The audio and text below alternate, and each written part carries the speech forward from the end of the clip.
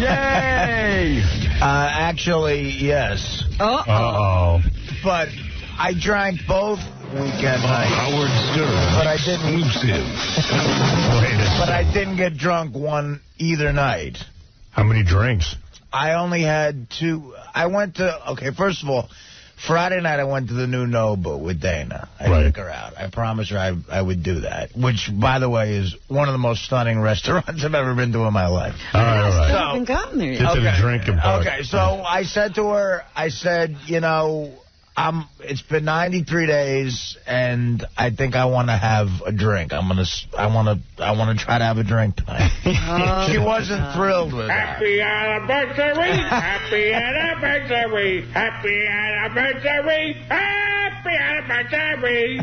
So it was like good news, bad news. I'm taking you to Nobu, but I'm going to have a drink. Well, she wasn't thrilled with it, but there's no real story. I had 2 Jack and Waters. Oh, there's a story. And then the 2 Jack and Waters. 2 Jack and Waters. And which obviously doesn't... Did it have an effect on you? Not really. I wasn't drunk. Right. I wasn't drunk at all. So your head didn't hit the table or anything. Do you think you can handle just having 2 drinks? Well, that's what I think I was trying to prove to myself. Right. But that's all I had for the whole night. I didn't drink anymore. And did you have a good time? Look at you. Wait a minute. The question is, Look did you have a good time? You baby gorilla. You drunken gorilla. So you had the 2 drinks, and as Robin said, did you have a good time? Yeah, because, we had a really nice meal, and we talked. It wasn't good. Actually, it was. It was fine. He's being truthful. I think he's being deceptive. I was being deceptive there. I saw Ross Zapin. Yeah, I know. He came in, and Mr. America. He was having a good time as well. Yeah. But then after dinner, we just went back to Jersey. So that was that. No nightcap or anything?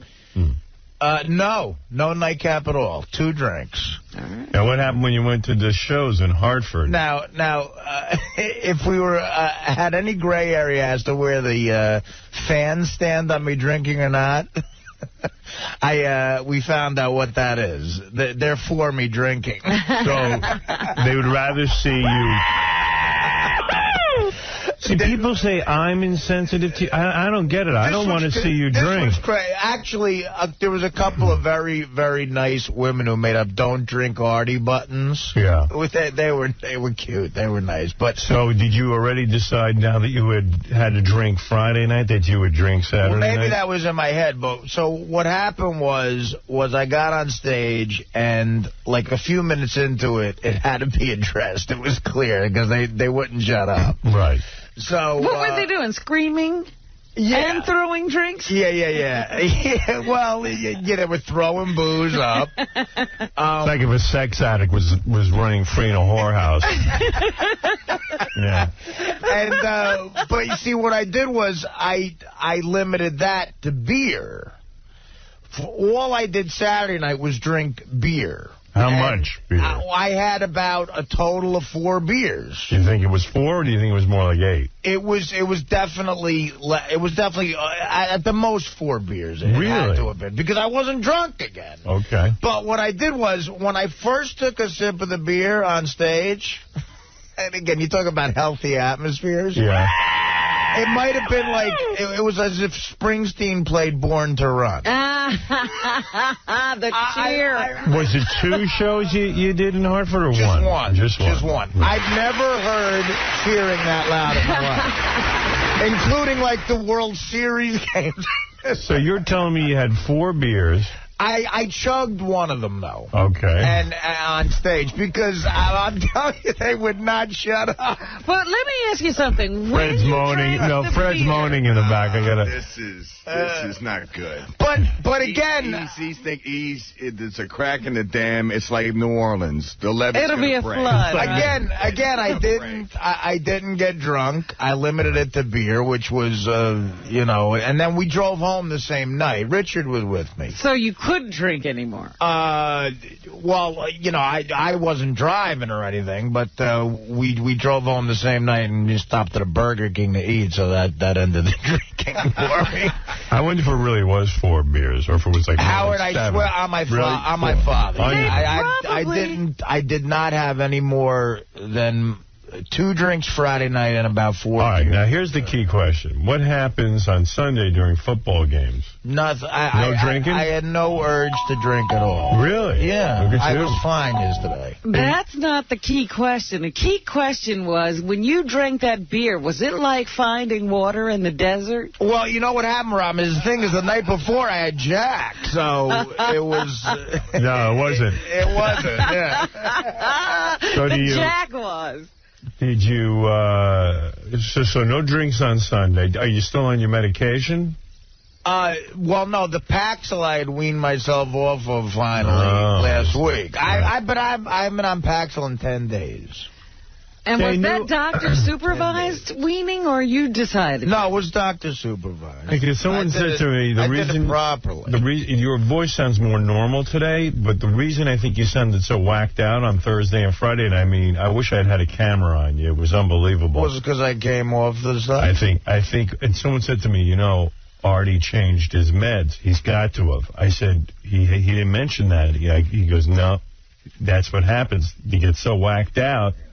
They changed the meds, and of course you don't realize it, right. But everyone else, I mean, I never saw anything more bizarre in my life. Really? You sounded like a different person. We had to check to see if it was you. And you seem to be back to your own voice again. Well, I'm a little hoarse from... no, I don't mean hoarse. I mean, it was like, it was weird. Really? Go back and listen to the tape. I bet you'll see. Well, maybe that's what it was because I had to... wean.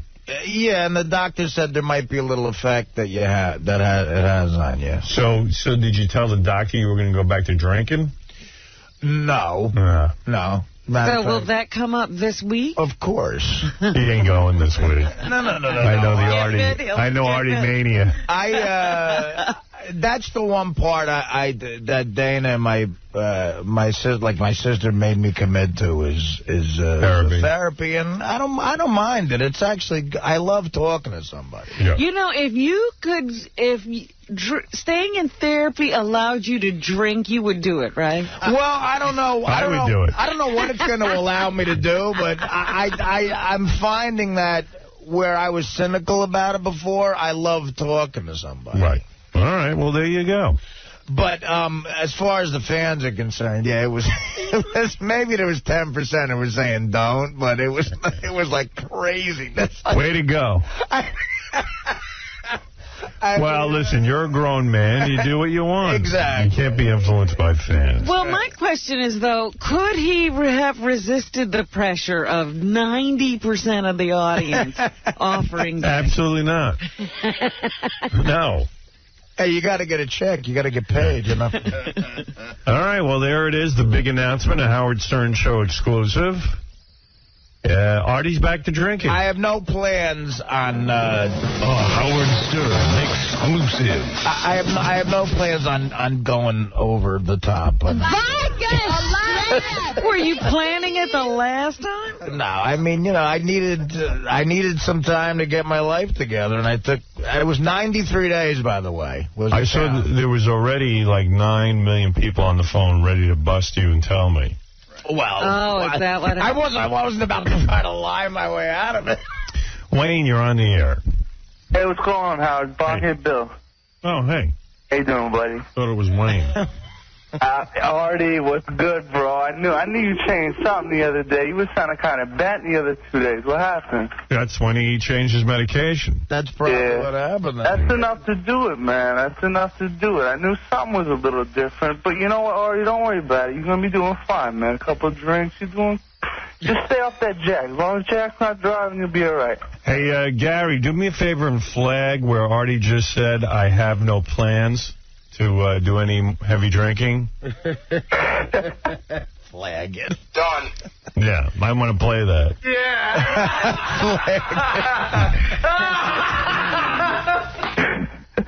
Artie, take some bong. It'll be straight. No, I don't need any of that. All right, let's go to... Is it only booze booze now. You're sticking strictly to booze. Of course. Robin, how dare you? How dare you imply that Artie's out of control? Joe, you're on the air. Hey, now. Hey, now.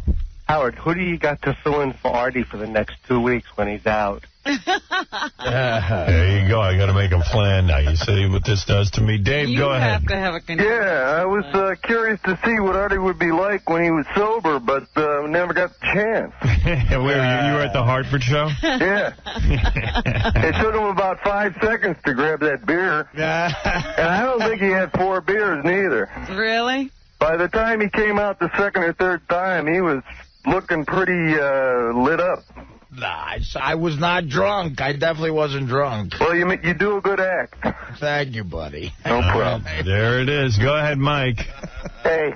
Hey. How you doing? What's up? Listen, I was just wondering if Fred smokes pot. I always wondered that. Fred, do you smoke weed? No, I do not. Have you ever? Yes, I have. When I was in my teens. And then I developed some sort of allergic reaction to it, so I don't do it anymore. What do you mean? What would happen? I'd pass out.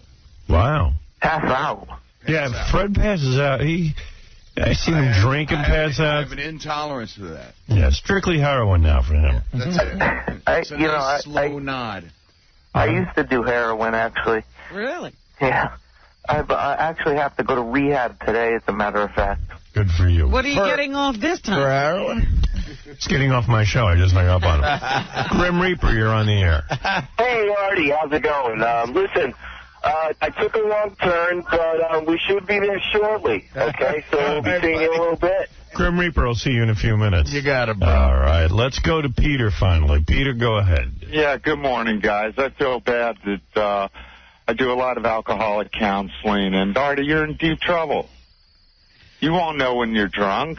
Let me ask the guy, what is this 90-day thing with Artie? He thinks if he stays off for 90 days, then he can drink for like 5 years straight or something? No, that's just an initial period to sort of set yourself a goal and to try to get to 90 days. You need a reference point, and his first live comedy shows was a reference point to see if he could do that sober. He wasn't able to meet that. That's a serious issue. That anything that comes up that's big or major, he has to resort back to the thing he knows best and his escape pattern, which is the drink. All I know is I got $500 because I have a bet with somebody who doesn't want to be named, and I said Artie would drink it. Oh, you'll win that bet every time until he enters some serious, not just therapy, because therapy, there's some different motivations there. He needs to get himself into a 12-step program, start going every day, at least. That's why they tell you to go for the first 90 days. And beer, that's just like saying, okay, I'm not going to drink vodka. I'll drink whiskey, or I'll drink wine, or I'll drink beer. It's all the same thing. It's fermented alcohol that affects your brain chemistry. All right, there you go, counselor. Thank you. So, Artie, you did everything wrong, is what he said. Again. I'm not claiming I did anything right. Oh, there you go. Let's see if there's anybody else who wants to lecture Artie. Go ahead, Chris. Hey, good morning, Howard. Good morning, everybody. Hey. I just want to tell you, buddy, you're playing Russian roulette. You already pulled the trigger twice, you know what I mean? You drank 2 drinks, and you got a couple more in the chamber till you really do yourself in, Artie. I love you, brother. I hate to see you go down like that. I don't want you being another Chris Farley, you know what I mean? I think I'll be all right, but thank you. Yeah, I understand. I hear you. I've been there before. But I really shot myself in the head, too, you know what I mean? Artie wants to be John Belushi, not Chris Farley. That's crazy. I don't want to be either one of them. Well, welcome, Artie, and... Now, let me ask you a question, Howard. Okay. Thank you. Will you go out drinking with Artie? Oh, jeez. That would be depressing. Look, I'm not going to sit there and... Again, I'm an adult, like you said. Yeah. No. I'm not asking you anything, Artie. I'm asking Howard. What do you mean by go out drinking? Like specifically have a date to go drink? Yeah, you know, would you go and say, all right, Artie, let's go over to Scores and, you know... Well, I certainly would go to Scores with Artie at any point. I would never sit at Scores and tell Artie not to drink and I would drink at scores. So you're going to just do whatever you would do with Artie, and Artie has to make his decisions himself. I mean, yeah, I guess so. I mean, yeah. I mean, a person has to be in charge of themselves. I mean, you know, it's funny. I know someone else who struggled with alcoholism, and we were going to have dinner, and everyone was saying, and this was going on for years, if I'm going to dinner, you've got to stop drinking when I'm there. They would control the whole table. They actually said that? Yeah. To everyone. Nobody can drink when they're around. Right. And finally, everyone said, listen, guess what? The world has alcohol. And you got to either learn to, you know, it's just like me. When I see a big bowl of dessert on the table, I go, well, I could eat that or not. I mean, I would like to. Everybody else is eating. Yeah, I mean, listen, no, you know, I'm one of those people who believes most lawsuits are phony baloney. Most people don't take responsibility for themselves. Artie's a big boy. He does what he wants. Well, you know, I know someone who struggles with alcohol, and I was having an event at one point, and I thought, geez, this event is all about drinking. Should I invite that person? I'd really like that person to be there. And finally, I just left it up to that person. And I said, look, that's it. How do you feel? And they can handle it. They said, you know, don't even worry about it. And they were there.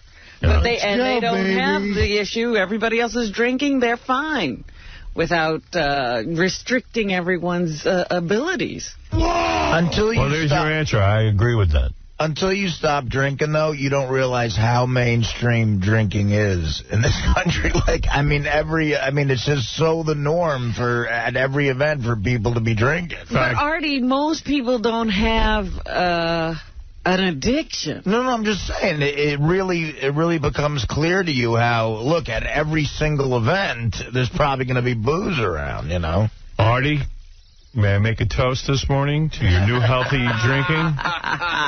Anyone want to break open a bottle? Salud. Let's get started.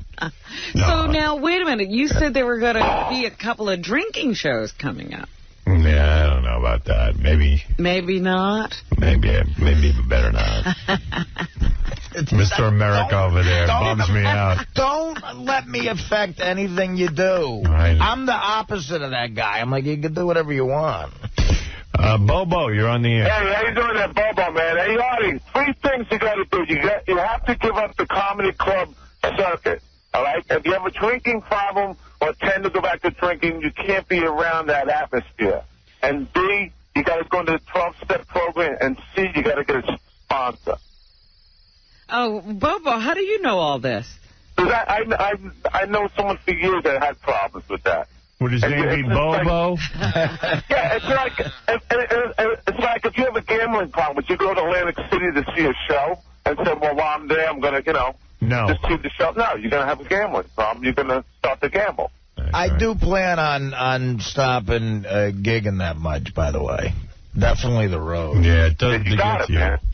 But now, all of a sudden, remember last week when you were promoting, Artie had 2 weekends. So I got one more left on the books, and then that's it. I really do plan on either completely stopping or slowing down. Yeah, Chris, you're on the air. Hey, Howard, I'm telling you, I was at that show on Saturday. It was like watching a crackhead go back to the pipe, man. I felt so bad for the guy. And he's right, though.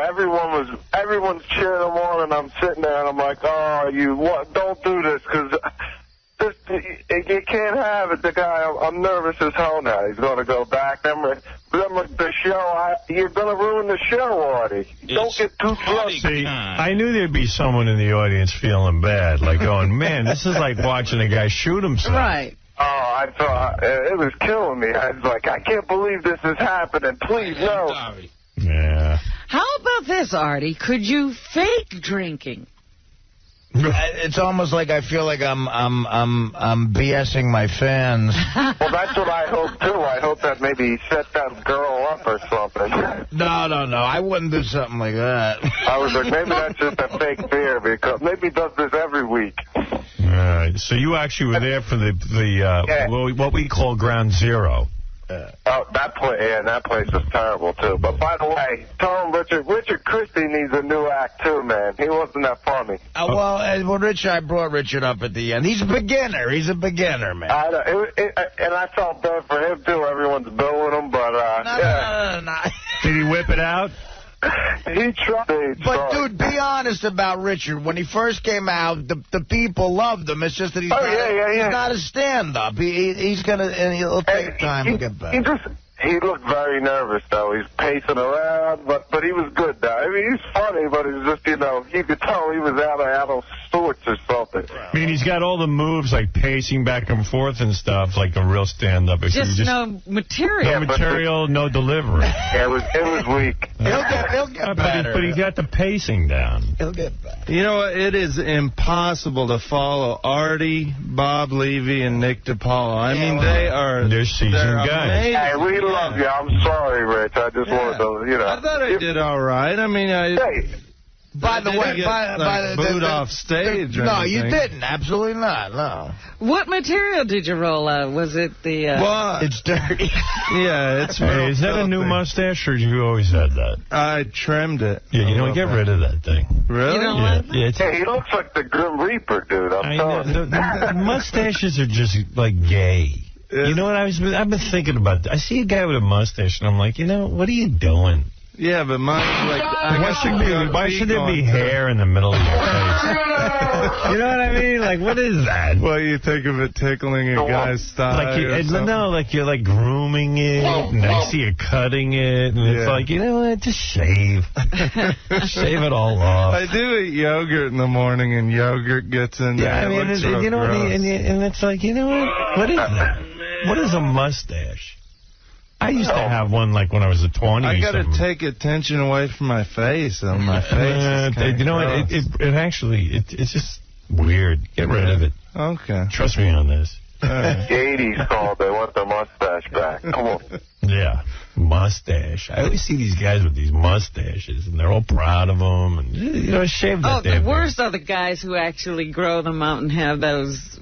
They have to wax the edges and all those guys are screaming for attention. Really? All I see is a little baby with a bottle when I see that, and everything going, wah, care for me.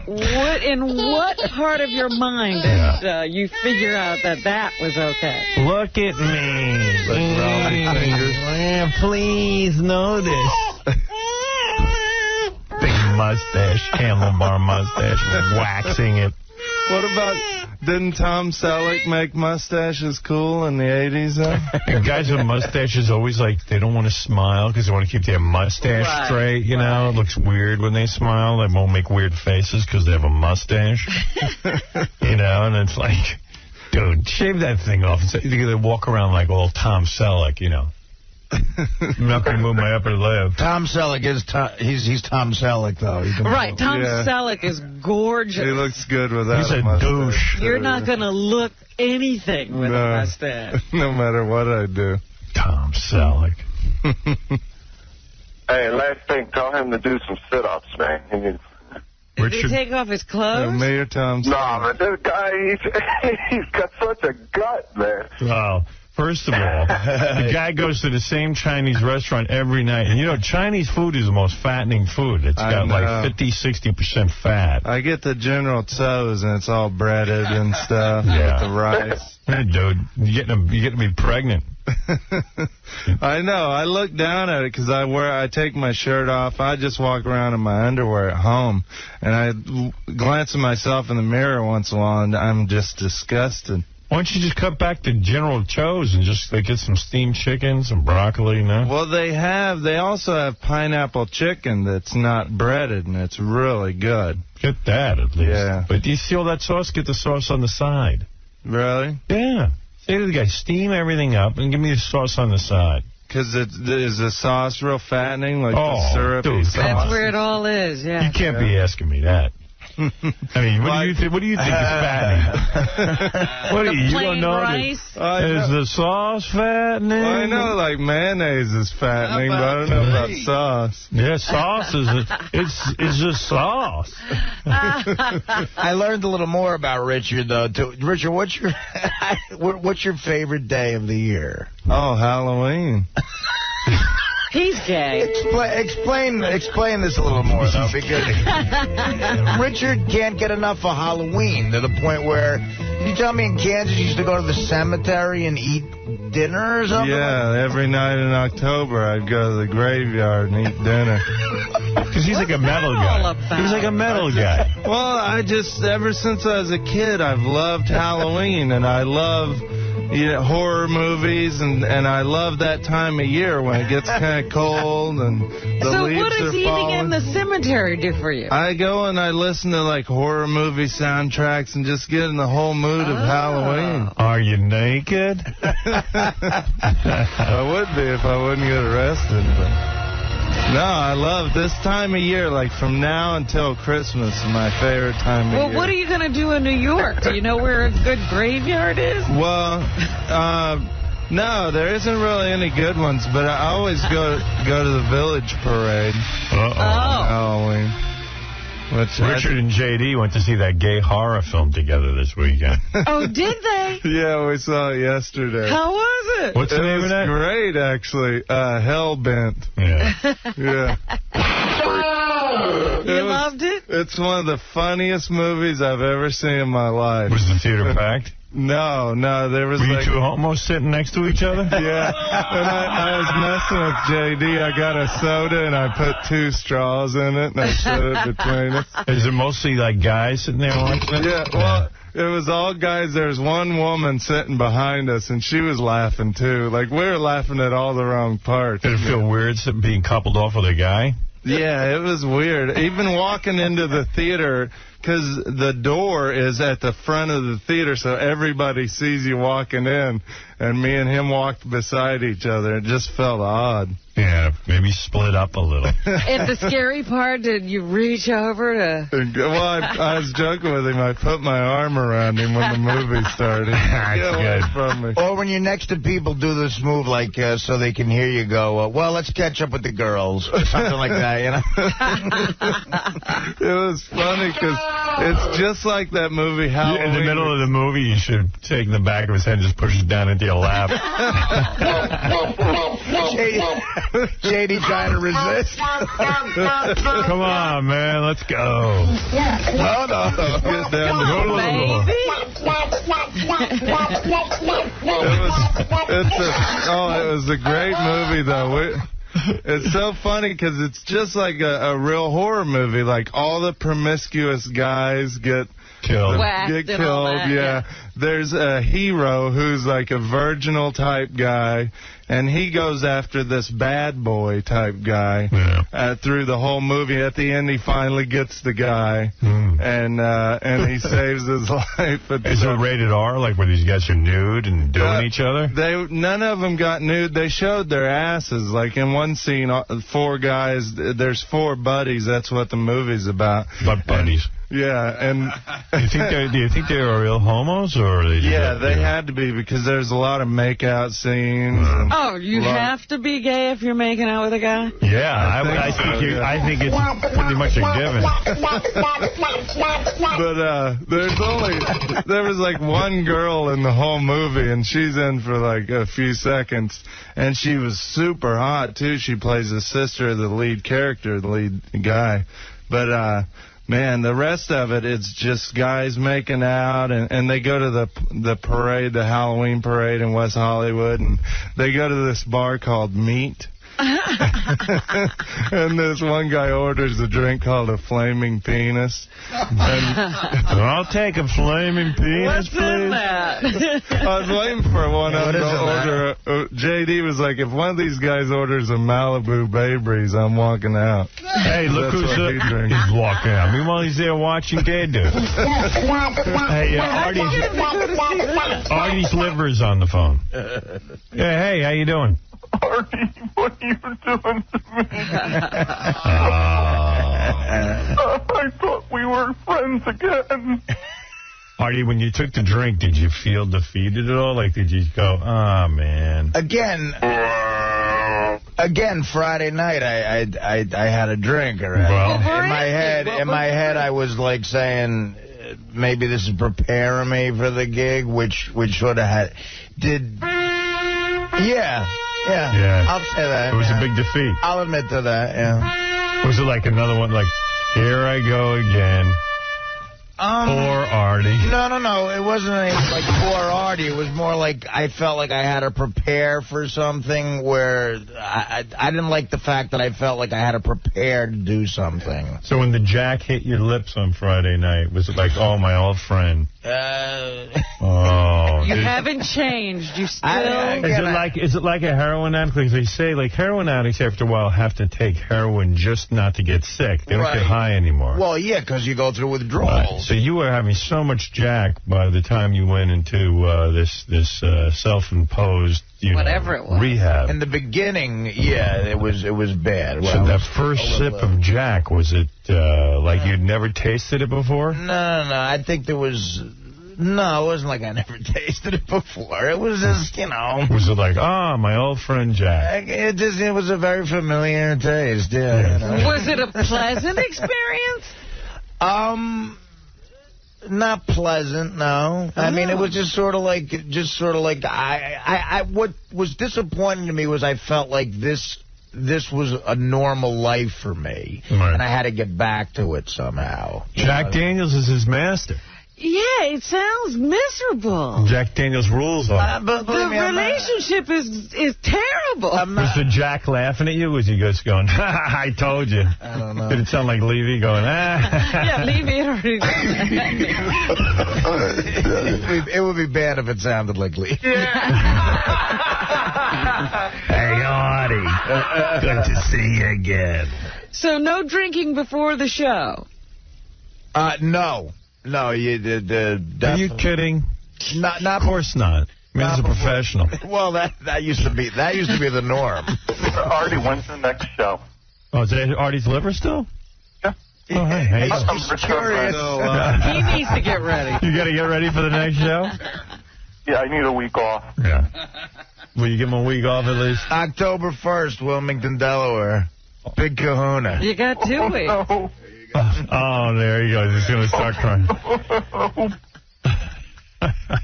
And then so far, buddy, that's it as far as I'm concerned. All right. So. Thank God. So Artie, let me ask you, what are you going to do for the next 2 weeks? Are you going to drink next weekend? The plan is not to, actually. Ah. Wow. Yeah. Artie's liver. Did you hear that? Thank God. My liver's got that one little move where he cries. Stop gambling, too. What do you care about gambling? That doesn't hurt your liver. We're going to gamble if he drinks.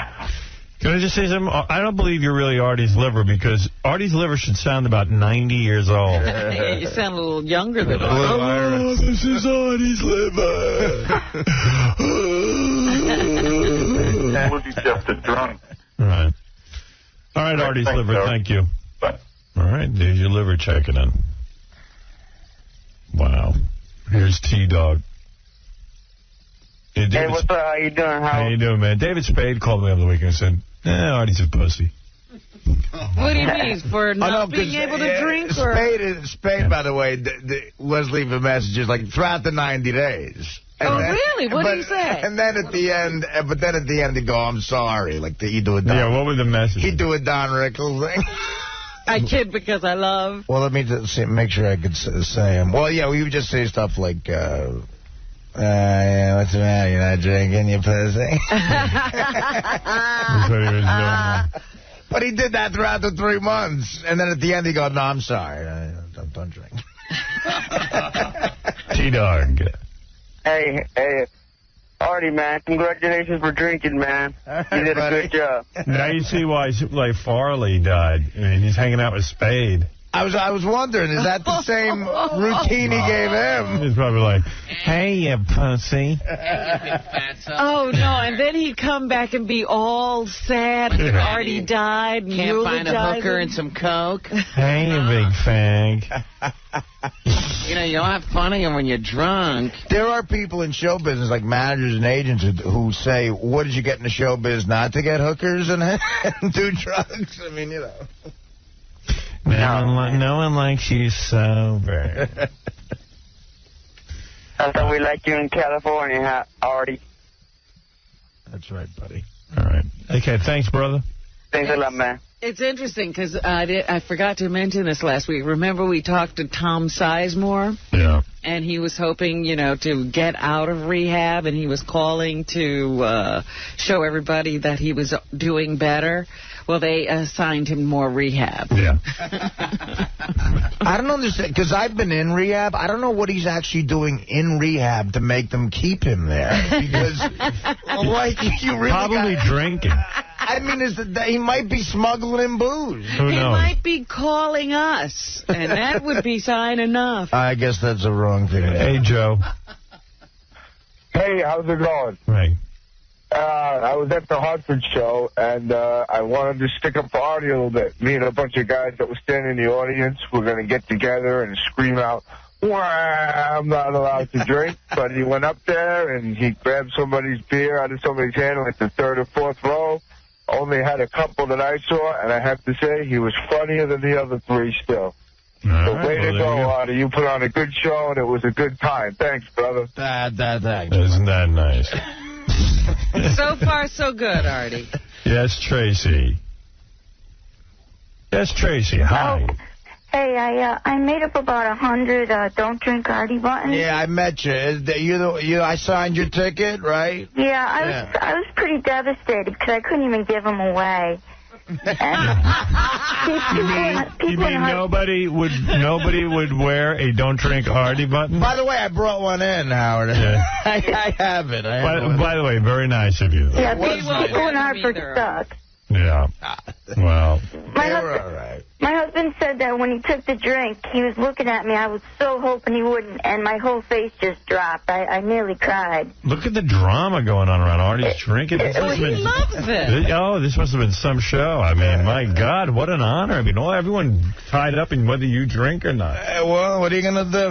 I really care about the guy. I don't want to see him mess up. Actually, I met her after the show. She asked me to sign her ticket, and I really felt bad. She was concerned. Well, what's up, Rumbo? I think Artie owes me an apology. Why? For what? What happened? Because he gave me the other day when he was all messed up. Yeah. And I tried to explain to him why he was messed up. Because I was the one who told you about it. Because I have somebody in my family who's on meds like that. And when they wean him off it, sometimes the blood levels get crazy. And you go into, you get lethargic. Hey, can I ask you a question? What?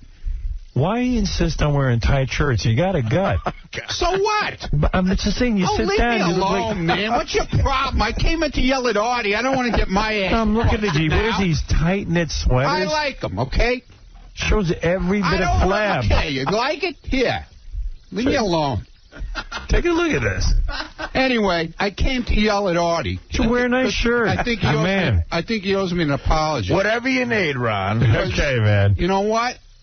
I'm sorry. I was looking out for you, and you gave me this whole lecture, and you made me feel bad that Dana was upset with me and all. You know who else wears the tight shirts? Simon Cowell on American Idol. Shirts are not only tight, they're too small. Ronnie, get out of here. What's the matter with you? I want an apology. Go talk to him in the hall here. Yeah, what's up with that, man? What's up with those shirts?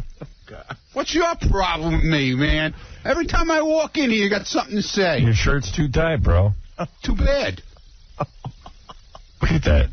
He's going to continue to wear his tight shirt. The guy's got a nice figure. I mean, just your clothes are too tight, dude.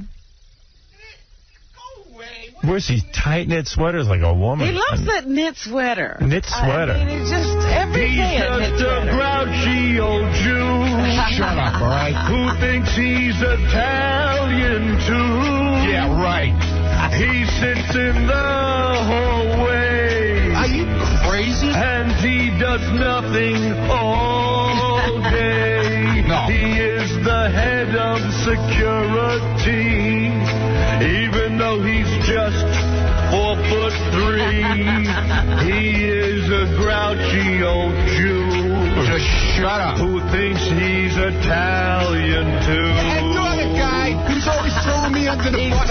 Eugene, Ronnie's a Eugene. Oh, Eugene, Ronnie's a Eugene. Yes, Eugene, Ronnie's a Eugene. Oh, Ronnie's a Eugene. What are you talking about? Yeah, really. What, why the knit shirt? I don't know any guy. I like it. You mind? Where do you get those? And you got like 20 of them. I buy them in the store. Do the girls with scores like that look?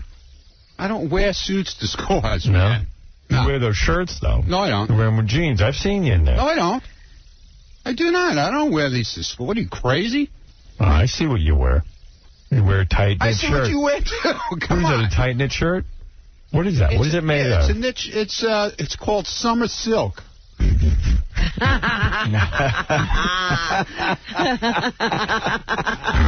Nice short sleeve. He wears the same kind of shirt. I like my shirt. A whole look. I got a whole wardrobe. He's got like a uniform. Yeah. And they grip them right around the gut. Yeah, and if I came in jeans, you'd be going, that's not professional. It's not. Well, I don't. Who hired you to wear jeans? If you wear a suit, you must wear the knit shirt? No. But it's more comfortable on a shirt and tie all the time. He's real hairy. I used to think the knit shirt was just his hairy chest. I didn't think he was wearing a shirt. Yeah, all right. Yeah, who's writing that crap back there? No one. Do you want me to shave, too? No, I don't care. You don't care? Do whatever you want. All right. I'm just telling you, man, those shirts got to be let out or something. Let out? There's no other kind of shirt. You can't let those shirts out. You can't? No, stretch them or something. No. Or maybe lose 10 pounds. I mean, he too could tight. wear a T-shirt, right? Yeah, I mean, he's walking around with these tight shirts. I don't like it. Since when do you look at me so hard? He's been telling you about this for a while. Yeah, well. Too bad. Busting balls is his occupation. I don't speak a f***ing word to you, so you shut your mouth, all right? Piss him off and you'll risk castration. I'm sitting there minding my own business. Stay the f*** away from it. You better leave that Eugene alone. Good. Stay there. And when you walk past me, I'm a piece of stone to you. Just remember that. Hey! Whatever you do, leave that Jewish guy who thinks he's Italian alone. Keep it up, attitude. Keep it up, man. By the way, when we were over at I was wondering, where would Ronnie sit? I don't know. I know where I'm going to sit. You do? I picked out my spot already. Yeah. I got this hot receptionist that sits there. Oh, no. Right. You'll be staring at her? Yeah, right by Nicole, man. That's where I'm going to be sitting. Yeah. How about the full kitchen back there, Robin? Remember? Oh, yeah. The full kitchen over there. An amazing... Agreement's an agreement. I don't care how drunk you were. Cut it out, man. A deal's a deal. You're mine until I'm done with you. You're gonna sass with me here, boy? Oh, man. Cut it out, man. Hey, man. Remember this? You remember when you were with that dude and he was whipping you? What dude? All the tricks here for you. When we hypnotized you, you don't even have a recollection There was no of this. dude. No, listen. You wanna play? I'll play with you. We'll play ours, too. Yeah, I don't like it hard, though. You're mine now, so I'll let you go. You are mine. You are my meat. You're my possession. Do you understand that? Please spank me. I'm not doing it. You don't give me orders. You don't talk to me unless I talk to you. You understand? Do you understand me? Do you understand me? No. All right. Good. Good for you. All right, look, we got to take a break. Artie, back to drinking. That's the big news. That's the big story this morning. Congratulations, Artie. I'm sorry, Ron, for whatever I did. Howard Stern, exclusive. All right, we'll be back right after. Oh, Jack Daniels is on the phone. Excuse me. Yes, Jack. Hey, Artie, welcome back, buddy. Oh, that's not Jack a lot, Daniels. bro. That's not Jack Daniels. No, we know Jack Daniels. Imposter. We know Jack Daniels' voice, and you're no Jack Daniels. We'll take a break. We'll be back right after these words. The Howard Stern Show. Howard is right in your face. He will say anything. Flatulence jokes, sex on a bus, lesbians. Brandy, I know you like sex. We'd all like to have the guts to say what he sometimes says. He's sort of becoming something else other than just Howard Stern, the guy who makes fart jokes. Radio bad boy Howard Stern.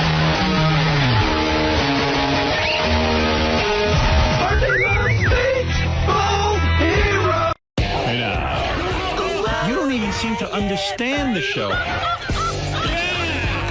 You just ruin everything. You gotta be funny in here. I can't wait for you guys to see this on Howard TV. Daily shows, classics, and exclusive behind-the-scenes access. Well, that's gonna be on Howard TV. The funniest, sexiest, most star-studded network on TV is Howard TV On Demand.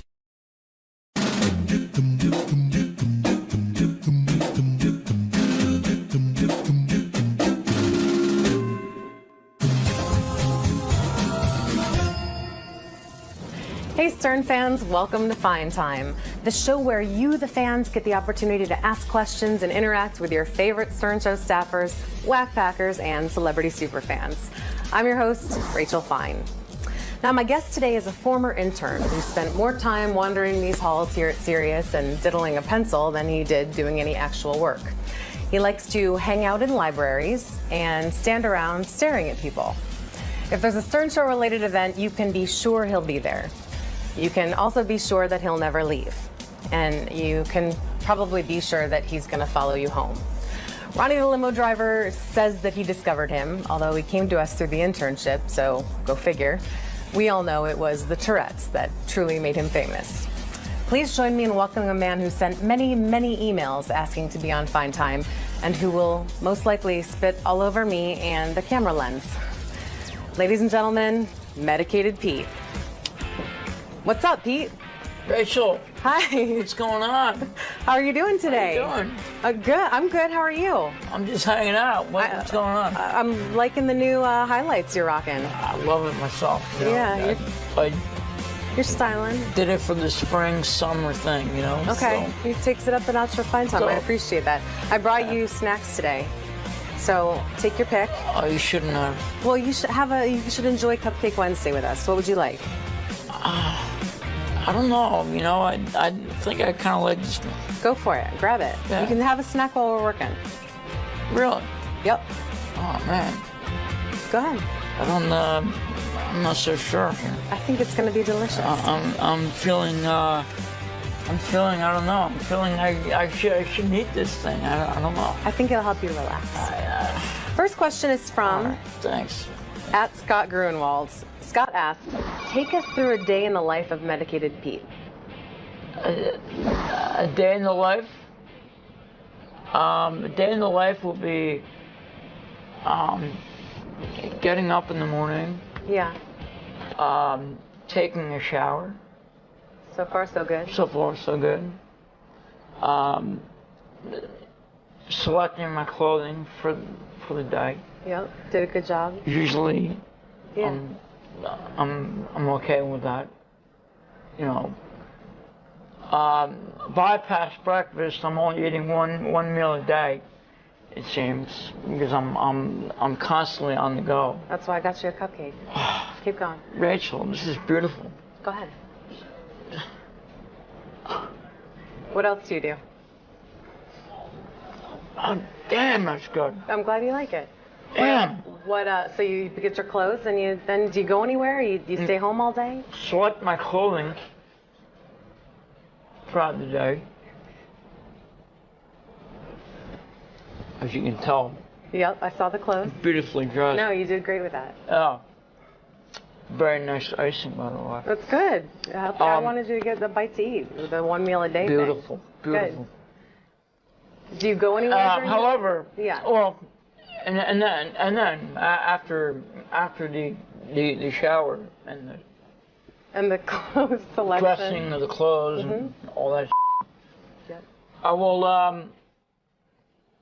go on the internet and look at pornography all day. So.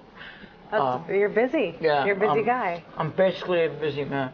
That's what keeps you from having food breaks. You got to use a lot of porn time. Yeah. Okay. Next question is from Louis G. Unbelievable. Louis asks, do you still go to the library every day? And if you don't, where is the new hangout? The hangout is still the library. I'm still doing the library. It seems to be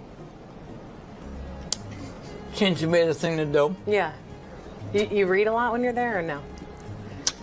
Basically, I'm at the library staring at people, and it seems to freak them out to a point where it's like, what are you doing? You know, what are you doing here? Like staring, you know. So basically, the staring is over with, and I'll just go and make believe I'm working or doing something, grab me a magazine or something. Okay. And you know, looking through the magazine, basically. It's a busy day. Yeah, I tell you. At Trey Stink asks, do you like Robin's or Rachel's boobs more? That is a tough one, you know. It's a challenging question. Because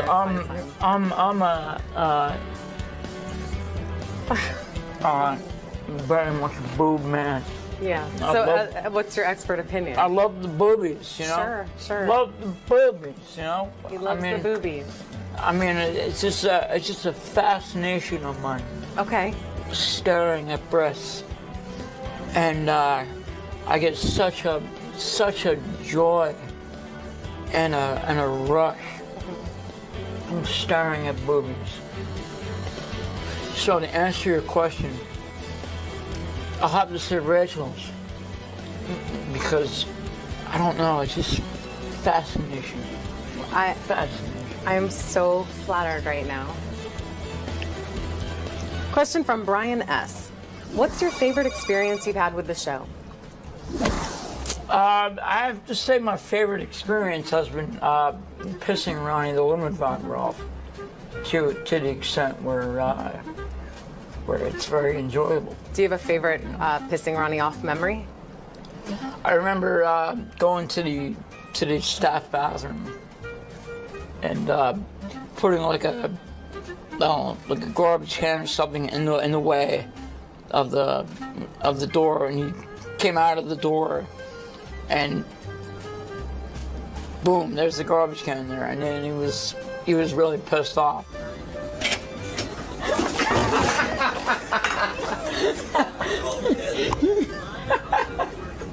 You asshole! What are you? The f*** are you laughing at? So that was a pretty cool moment, actually. That's a good one. Yeah. Yeah. Question.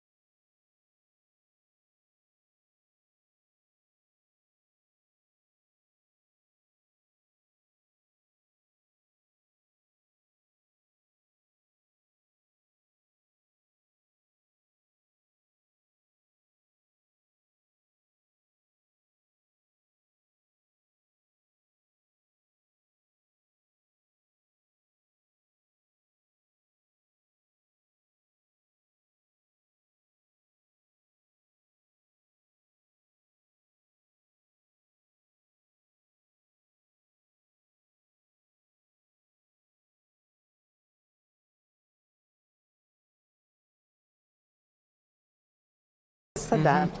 Angela V asks, be honest, when you were an intern, what staff member was a d to you and who was the nicest? I don't know. I don't have a d per se. Everybody has been very cordial and nice. Give me your most favorite, least favorite. Maybe we won't even call him a d. Who's been the best and the worst? I don't know. The best probably has been Ronnie, because he's been such a cool guy. Yeah. Well, tell Gary you're going to be my intern. It's okay with me. We'll see how long you last. I think they'll give me a trial run, you know? Gary. You guys get along pretty well. Yeah, man, I mean, you know. Stay back, you'll be my intern. Right? I would love that. And, I don't know. I might have to add my own in there for a minute. Okay. The funniest would be Jim McClure, probably. He's a funny guy. He's a funny guy, just because of his face, his looks, you know, everything about the guy. He's just funny looking. He's just a real peculiar looking dude, and it's just like, holy shit. You know, here he is. You know, it's like. So in like a Chippendales contest, very fun. He's going down. You're the winner. Yeah. No, I got that. So you didn't have a least favorite here at the show? I have not had a least favorite. I don't like to judge like that. You know. Yeah. I like to keep it like an even playing field. You know. So just have fun. Just have a good time. You know. Awesome. Jared S. asks, have you ever wandered off and found yourself lost? Every day, actually, yeah. Yeah, that happens every day. Every day I find myself lost. How do you get home? I have to ask people for directions, and you know, I mean, it just sort of happens that way, you know? Yeah, that's a good way to meet people. Yeah. Dave, you getting sprinkles all over you? Well, I got a little bit of a shower just now. You like it? But I kind of do. Dave O asks, people have said you. God, this you're is. gorgeous. Thank you. You're welcome. You're a looker yourself, Pete. This is ironic. Dave O asks, people have said you spit a lot when you eat. I'm seeing that. What was the most embarrassing situation during a meal? Well, probably when all my food came out of my mouth. Probably. What happened? When was that? Just not paying attention, you know, and just sort of like having projectiles, you know, come out of my mouth. It's just like, whoa, you know, like crazy. Like it's crazy. But you've learned from that. You're getting better with it, you think, or? I've actually learned how to do things like correctly and like the right way, you know. Yeah.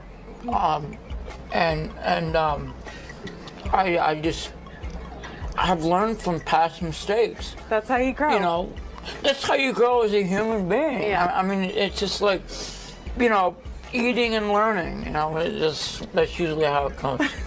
You know. Good point. Next question. We're having I'm sorry. I got the giggles. I don't know what's wrong with me. No, you're giving me a lot of good stuff. Absolutely. Question. Sorry. You okay? I am. You choked me up a little. Some water or something? No, I'm good. Question from Joe. Joe asks. All right, Joe. Were you shocked that you got aroused while being teased and electrocuted? And how did that feel? That felt absolutely amazing. Did you expect you were going to get aroused? I did actually. You know, it was such an amazing experience. Describe it for me. What did it feel like? Well, hold on. I'm good. You know, the shocks on my ass. Such an amazing like sensation feeling. You know. That's fucking insane. I mean, it's crazy. You have to experience it to actually get the full... Yeah, I can't even imagine. Get the full-on effect.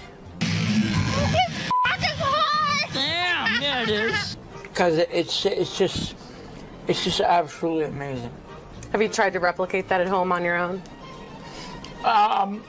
In my spare time, yes. I mean, I've tried to do it, but it doesn't work because you need that chick who will be that person. Oh yeah. To actually to electrocute your ass. Administer the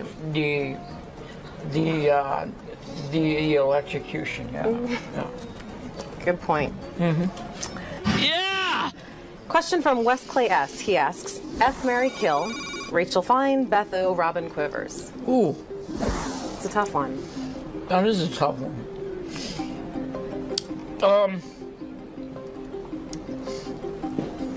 I don't know. I probably would have to say I'd F Rachel Fine. Thank you, sir.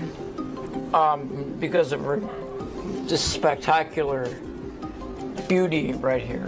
I mean, look at this. Thank you. Kill, I would have to kill Robin Quivers. Why's that? I don't know. It's just something about her just would make me want to do that. And, you know, obviously would marry Beth O. She's beautiful. Because she's such a sweet woman, you know, like a seemingly like a caring woman. So, absolutely. So I would definitely have to do those three. So. All right. Yeah. I got a plan. Yeah. A lot of people wrote in asking for you to do some impressions. So I'd like to take this opportunity. Let's see what you got. Can you do a little like 𝗦𝗁𝗲 for us? Oh my. That's good. How are you, Rachel? Oh, look at you. You're looking mighty fine today. Impressive. How about Ronnie? Give me Ronnie. Oh, what the fuck is this shit all about here? What's going on here? Rachel, you look great. You look amazing. You look amazing. Thank you. Next one's Gary. Give me Gary.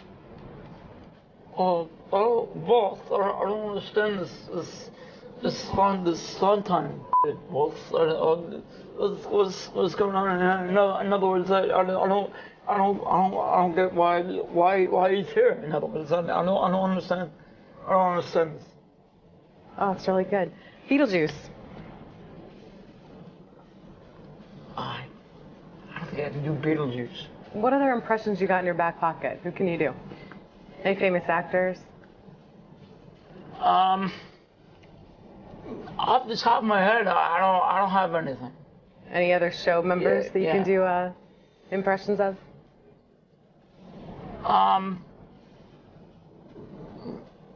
Probably Scott the engineer. Let's see it. All right. If I just hold my nose, you know, just get that kind of effect, you know. Go for it. I mean, come on, hey, that's kind of shit. That's kind of shit. When you say so, I don't know. Hey, Rachel, you look beautiful. You look amazing. That was fantastic.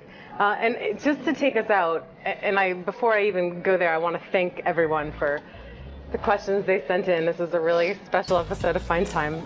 Please keep sending your questions. You can tweet them, you can Facebook them, you can Great send occasion. them via email. Pardon? Great occasion. Great occasion. Yeah. Even send video submissions. And remember that this is your show, so do not screw it up. Until next time, I had a fine time, but it will be all the more fine if I can get a little beatbox from Pete. Get ready. Yeah. Little beatbox? Yeah. What do you got? All right. I'll show you what I got. Okay. Got to get into it a little bit. Get into it. Got to get into the rhythm. Got to get into the rhythm. Okay.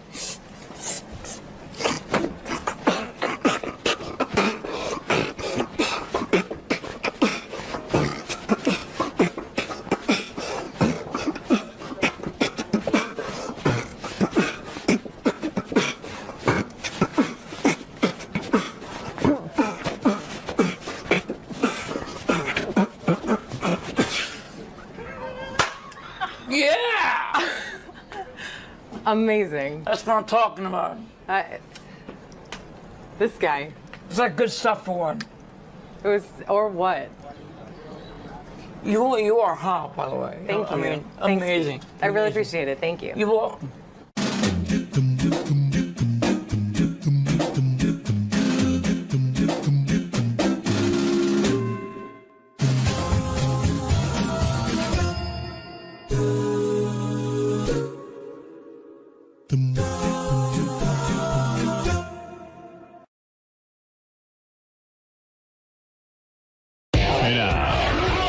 You don't even seem to understand the show.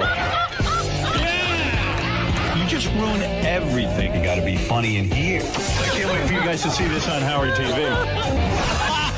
Daily shows, classics, and exclusive behind-the-scenes access. Well, that's going to be on Howard TV. The funniest, sexiest, most star-studded network on TV is Howard TV On Demand.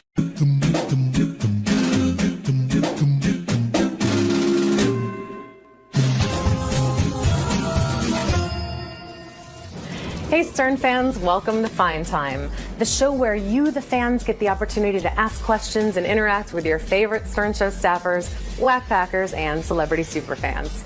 I'm your host, Rachel Fine. Now, my guest today is a former intern who spent more time wandering these halls here at Sirius and diddling a pencil than he did doing any actual work. He likes to hang out in libraries and stand around staring at people. If there's a Stern Show related event, you can be sure he'll be there. You can also be sure that he'll never leave. And you can probably be sure that he's going to follow you home. Ronnie the limo driver says that he discovered him, although he came to us through the internship, so go figure. We all know it was the Tourette's that truly made him famous. Please join me in welcoming a man who sent many, many emails asking to be on Fine Time and who will most likely spit all over me and the camera lens. Ladies and gentlemen, Medicated Pete. What's up, Pete? Rachel. Hi. What's going on? How are you doing today? How you doing? Good. I'm good. How are you? I'm just hanging out. What's going on? I'm liking the new highlights you're rocking. I love it myself. You know? Yeah. You're styling. Did it for the spring, summer thing, you know? Okay. So. He takes it up a notch for Fine Time. I appreciate that. I brought you snacks today. So take your pick. Oh, you shouldn't have. Well, you should enjoy Cupcake Wednesday with us. What would you like? I don't know. You know, I think I kind of like this. Go for it. Grab it. Yeah. You can have a snack while we're working. Really? Yep. Oh man. Go ahead.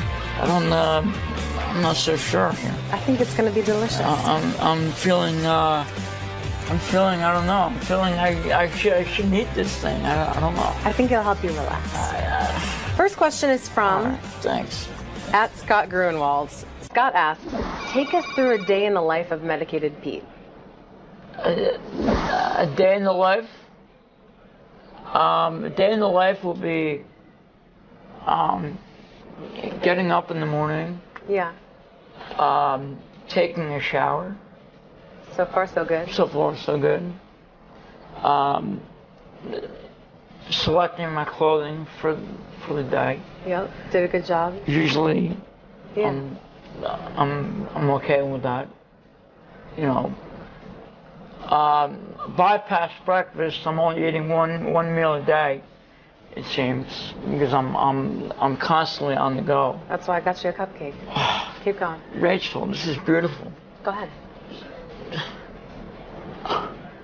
What else do you do? Oh, damn, that's good. I'm glad you like it. Damn. What? So you get your clothes and then do you go anywhere? You stay home all day? Select my clothing throughout the day. As you can tell. Yep, I saw the clothes. Beautifully dressed. No, you did great with that. Oh. Very nice icing, by the way. That's good. I wanted you to get the bite to eat, the one meal a day beautiful, thing. Beautiful. Good. Do you go anywhere? However, yeah. Well, and then after the shower and the clothes selection, dressing of the clothes and all that shit. Yep. I will go on the internet and look at pornography all day. So you're busy. Yeah, you're a busy guy. I'm basically a busy man. That's what keeps you from having food breaks. You got to eat a lot of porn time. Yeah. Okay. Next question is from Louis G. Unbelievable. Louis asks, do you still go to the library every day? And if you don't, where is the new hangout? The hangout is still the library. I'm still doing the library. It seems to be the thing to do. Yeah. You read a lot when you're there or no? Basically, I'm at the library staring at people, and this seems to freak them out to a point where it's like, what are you doing? You know, what are you doing here? Like staring, you know. So basically, the staring is over with, and I'll just go and make believe I'm working or doing something, grab me a magazine or something. Okay. And you know, looking through the magazine, basically. It's a busy day. Yeah, I tell you. At Trey Stink asks, do you like Robin's or Rachel's boobs more? That is a tough one, you know. It's a challenging question. Because I'm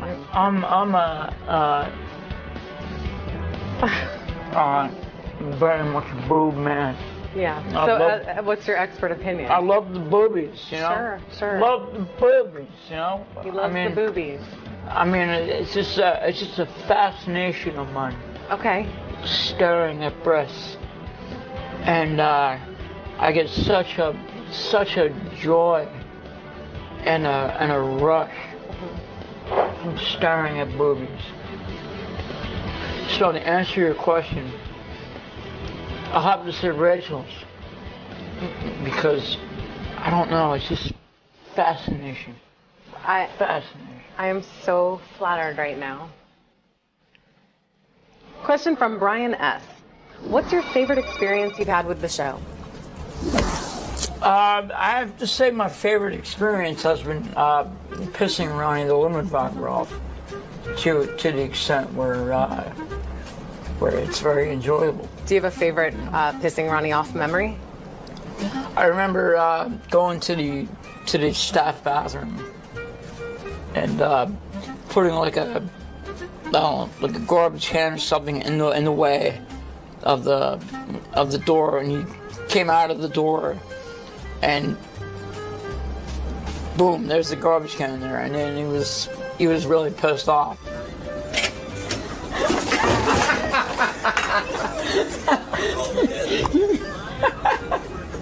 Your asshole. The fuck you laughing at? So that was a pretty cool moment, actually. That's a good one. Yeah. Yeah. Question from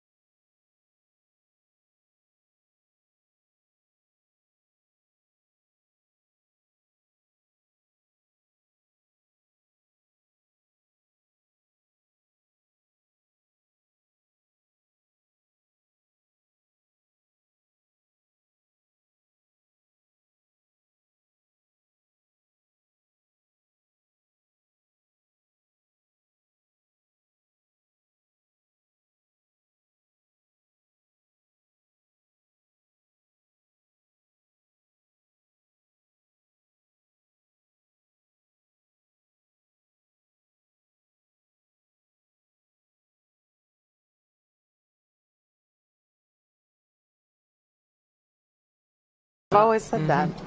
Angela V asks, be honest, when you were an intern, what staff member was a dick to you and who was the nicest? I don't know. I don't have a dick per se. Everybody has been very cordial and nice. Give me your most favorite, least favorite. Maybe we won't even call him a dick. Who's been the best and the worst? I don't know. The best probably has been Ronnie, because he's been such a cool guy. Yeah. Well, tell Gary you're going to be my intern. It's okay with me. We'll see how long you last. I think they'll give me a trial run, you know? Gary. You guys get along pretty well. Dude. Yeah, man. I mean, back, you know. Stay back. You'll be my intern. I would love that. And I don't know.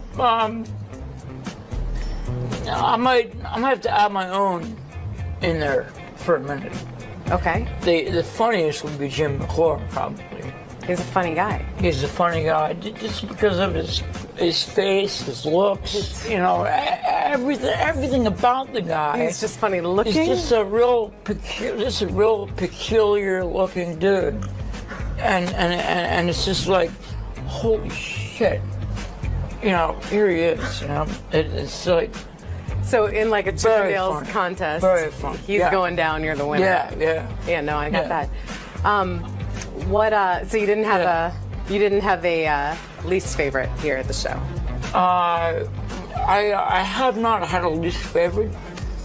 I don't like to judge like that, you know. Yeah. I like to keep it like an even playing field, you know. So just have fun, just have a good time, you know. Awesome. Jared S asks, have you ever wandered off and found yourself lost? Every day, actually, yeah. Yeah, that happens every day. Every day I find myself lost. How do you get home? I have to ask people for directions, and you know, I mean, it just sort of happens that way, you know? Yeah, that's a good way to meet people. Yeah. Dave, You're getting sprinkles all over you? Well, I got a little bit of a shower just now. You like it? But I kind of do. Dave O asks, people have said you. Thank you. You're welcome. You're a looker yourself, Pete. This is ironic. Dave O asks, people have said you spit a lot when you eat. I'm seeing that. What was the most embarrassing situation during a meal? Well, probably when all my food came out of my mouth. Probably. What happened? When was that? Just not paying attention, you know, and just sort of like having projectiles, you know, come out of my mouth. It's just like, wow, you know, like crazy, like it's crazy. But you've learned from that. You're getting better with it, you think, or? I've actually learned how to do things like correctly and like the right way, you know. Yeah.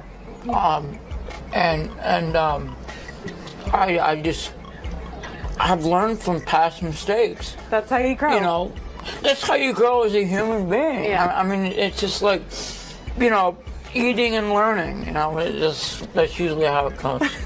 You know. Good point. Next questions.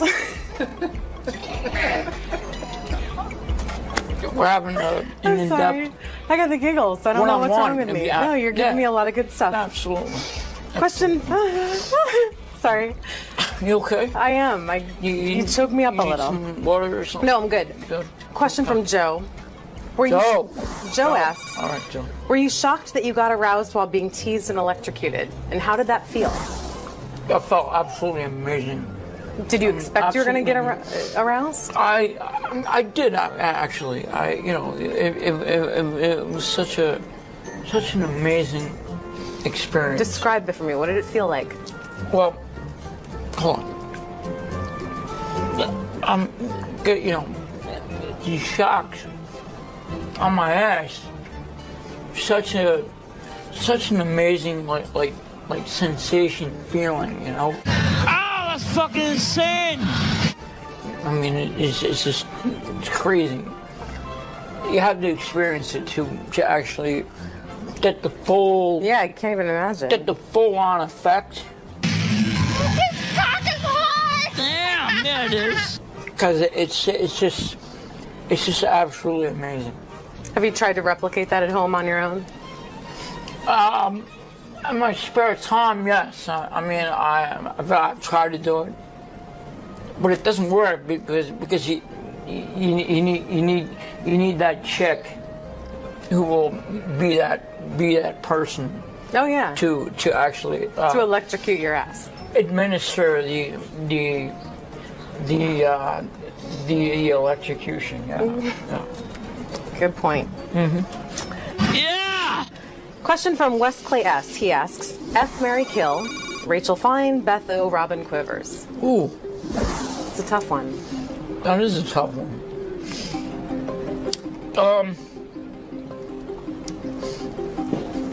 I don't know. I probably would have to say I'd F Rachel Fine. Thank you, sir. Because of her just spectacular beauty right here. I mean, look at this. Thank you. Kill. I would have to kill Robin Quivers. Why's that? I don't know. It's just something about her just would make me want to do that. And obviously would marry Beth O. She's beautiful because she's such a sweet. She is woman. Like a seemingly like a caring woman. So, absolutely. So I would definitely have to do those three. So. All right. Yeah. You got a plan. Yeah. A lot of people wrote in asking for you to do some impressions. So I'd like to take this opportunity. Let's see what you got. Can you do a little like 𝗦𝗫𝗄𝗿 for us? Oh my. That's good. How are you, Rachel? Oh, look at you. You're looking mighty fine today. Impressive. How about Ronnie? Give me Ronnie. Oh, what the fuck? What the fuck is this shit all about here? What's going on here? Rachel, you look great. You look amazing. You look amazing. Thank you. Next one's Gary. Give me Gary. Boss. I don't understand this fun time shit, boss. What's going on? In other words, I don't get why he's here. In other words, I don't understand. I don't understand this. Oh, it's really good. Beetlejuice. I don't think I can do Beetlejuice. What other impressions you got in your back pocket? Who can you do? Any famous actors? Off the top of my head, I don't have anything. Any other show members that you can do impressions of?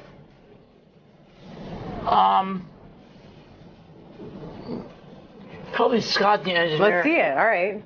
If I just hold my nose, just get that kind of effect. Go for it. I mean, come on, that's kind of shitty. That's kind of shitty. When you say so, I don't know. Hey, Rachel, you look beautiful.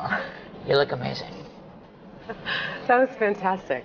And just to take us out, and before I even go there, I want to thank everyone for the questions they sent in. This is a really special episode of Fine Time.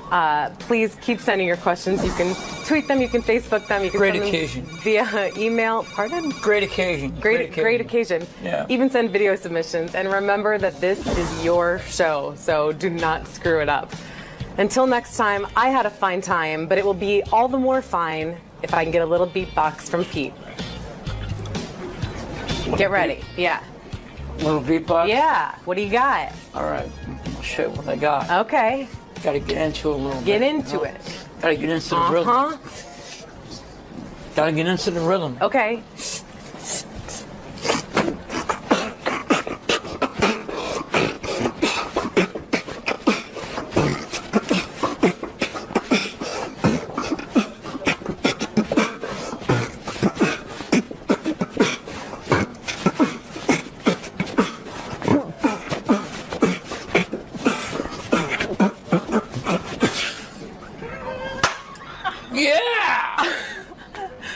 Amazing. That's what I'm talking about.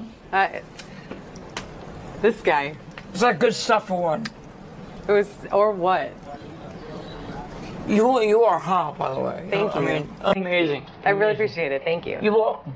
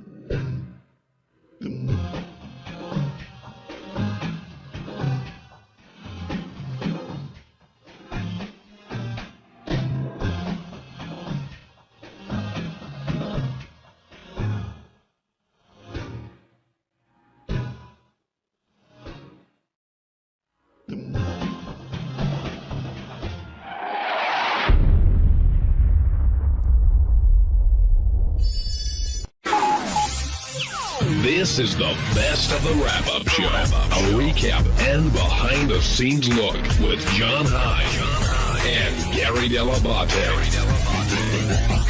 The best of the wrap-up show begins now. Hello, I'm JD. On Monday's wrap-up show, I came in and talked about the lovely, gorgeous Jenny McCarthy, who I was in love with before, but after she admitted to liking to choke on cock, I just fell head over heels. So I came in and talked about that, and then later on, Sal Governale came in and talked about his new chompers. So there you go.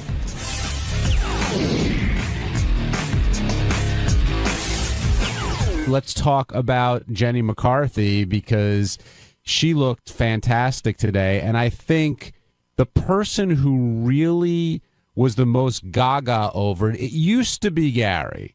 Gary has admitted Jenny McCarthy, he's a big fan. That was his free pass, and he really dug her. But I think that was eclipsed by JD today, who was in love with Jenny McCarthy and got to go in at the end of the interview and totally fumbled it and then told Benji he loved him, which I did not know where that came from, Ted. So we'll talk to JD about him meeting Jenny. But when Jenny said why she hadn't come in for a number of years, she said it was autism and she was sort of depressed and dealing with the issues and this and that. And Howard went back at her a couple times and she stuck to her guns, because one thing Jenny does say is that she's not going to lie and she'll answer practically any question, which she did about, her blowjob research, her 3-hour orgasms, her using the calendar method for birth control, which I think is insane. God bless her. And now she's moved on to a better place with Jim and Oprah sort of out of her life. And now joining us on the wrap-up show is Jenny McCarthy's biggest fan, who within, I would say... I don't know if I'm her biggest, but... today you were. Well, yeah, today, listen. 15 seconds into the interview, JD was hooked. I mean, and then when you went in 15 seconds in, she goes, I love choking on cock. I mean, how can that not be... that's like magic to a guy's ears. Yeah, especially because now I have it as a drop. But, especially from a hot chick. But you were above and beyond. Then when you went in there to talk to her, you told Benji that you loved him? What happened there? I don't know. No, I didn't. I didn't know what to say. She was looking at Howard. I don't think she turned over to me once, by the way. You didn't get the time of day? She said that Twitter fame didn't work in your favor? She was locked in on Howard, and I was just like, all right, I'm just going to get out of here. I love you, Jenny. For some reason, B came out. I don't know.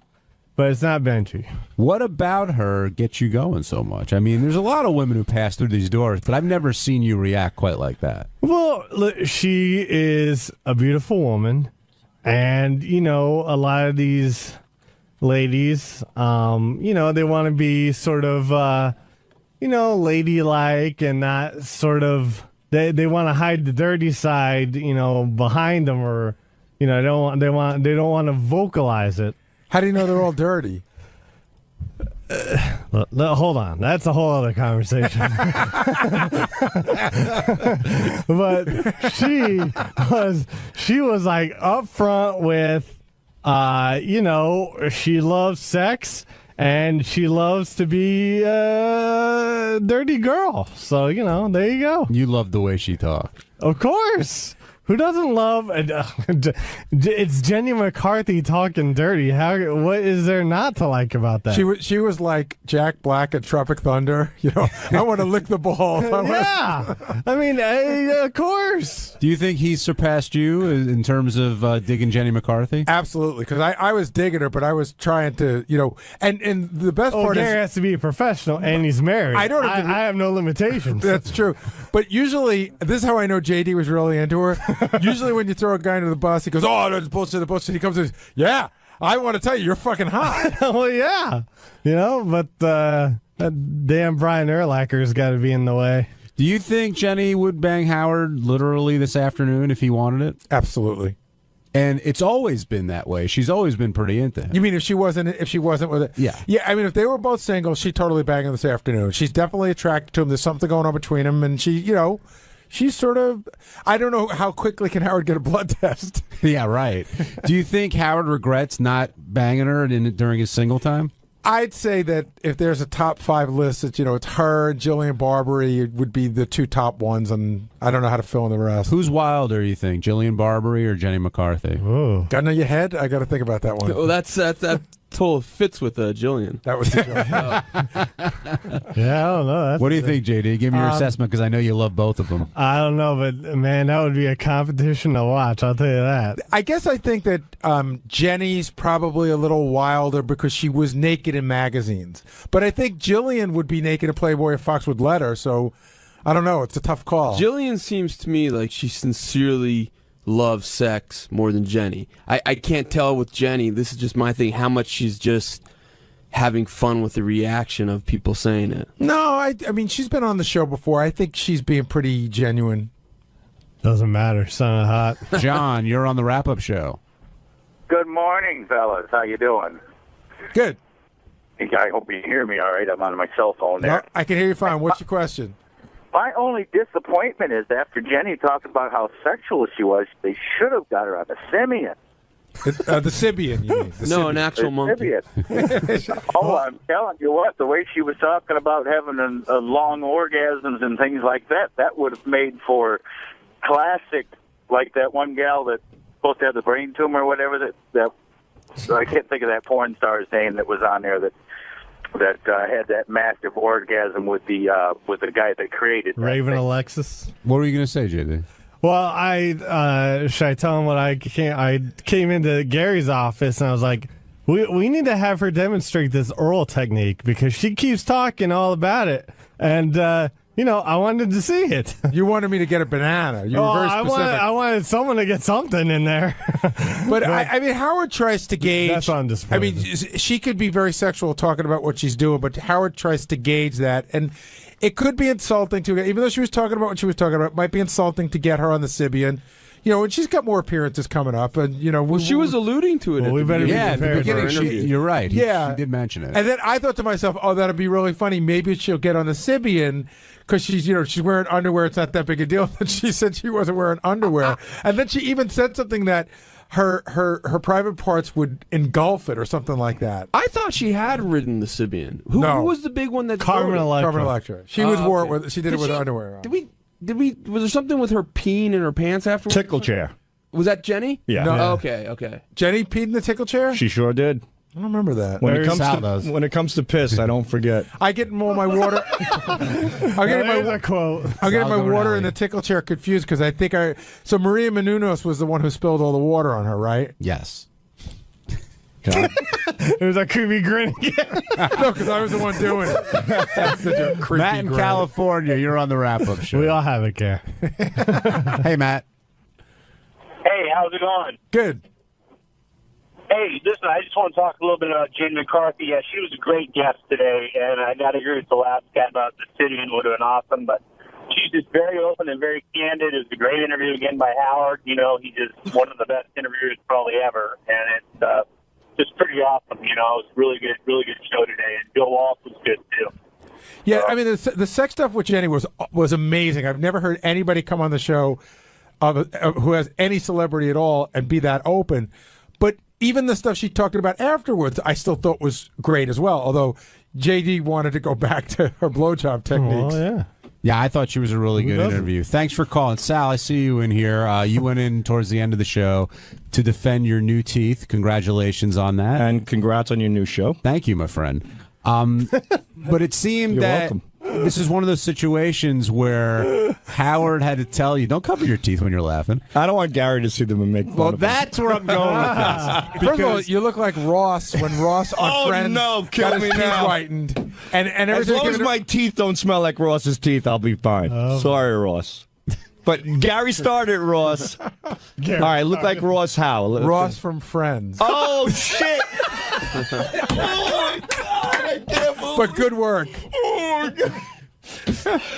I was talking about. I said Sorry, Ross from Friends. Oh, fuck, did I put my foot in my mouth? You sure did. You are one of a kind. I just kicked out my new teeth. But this was one of those situations where it seemed like Howard told you were inappropriate, therefore you're like, you know what, I guess I see that, when you were getting them and the jokes you made and things like that.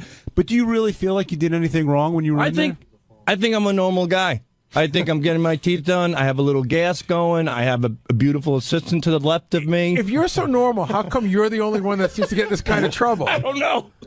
You guys bring it to light. But it should be like everybody should be. You should hear every day. Oh my God! Some guy went to the dentist office, used the N-word. You don't only hear about you. Yeah. Well, I didn't use the N-word I didn't use the N-word, not N-word in a derogatory sense, like when that black guy stole your chocolate, Gary.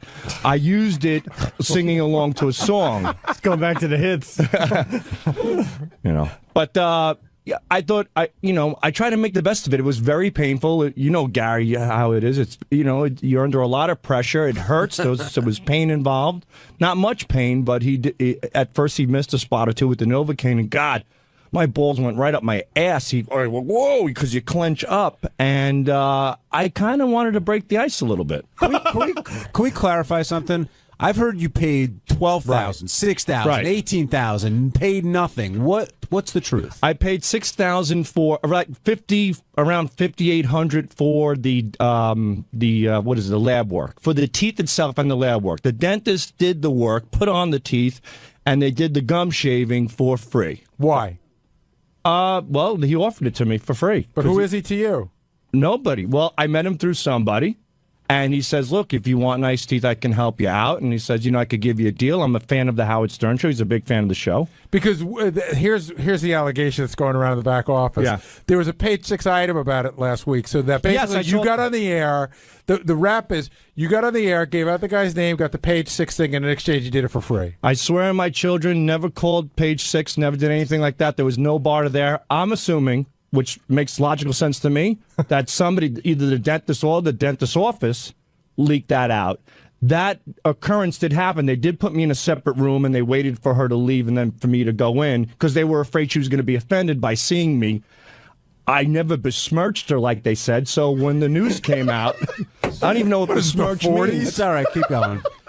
So when the news came, Scott the engineer comes into my office that morning, and he goes, well, you made the papers. And he hands me the newspaper, and I read it. I'm like, wow, that's really odd. So, no, there was no tying with that. The dentist did give me a break. They are big fans of the show. Well, it's not a break. A break is a break in price. He gave it to you for free. Yeah, that's not really a break. He gave it to you completely for free, except for what it cost him. Right, pretty much. So now, that was very nice of him. But why would he do that just for you? Like, do you ever feel weird about taking it? No, I mean, no. He made it perfectly clear that look, this is what I could do for you. I can help you, and he had no problem with it. So I thank him. No, for I'm saying, do you have a problem with it? No, I'm $6,000 in the hole in some capacity. And sure, let's not lie and let's not kid each other. The dentist knows, look, I'm on the air, I have nice teeth, and it'll certainly help him. There is a bartering deal there. That's obvious. But he seems to be pleased. He presented it to me, and he did a great job. Sal, and I thank him. One last question. You talked about getting out of a speeding ticket on the way home? Yeah. I mean... No, I didn't talk my way out of it. It was just a ticket. How fast were you going? You know what? I was on Long Beach Boulevard. I think that's what it's called, in Long Beach, New Jersey. And apparently, it's 4 lanes. But I was going 51, and it was a 35. What's so funny about that? Because earlier you said you were doing 53 and a 31. Well, whatever it is. And we're like, I've never seen a 31-mile-an-hour zone in my life. It was right. 35 makes more sense. It's an even, whatever, an odd number, but it's cut off evenly.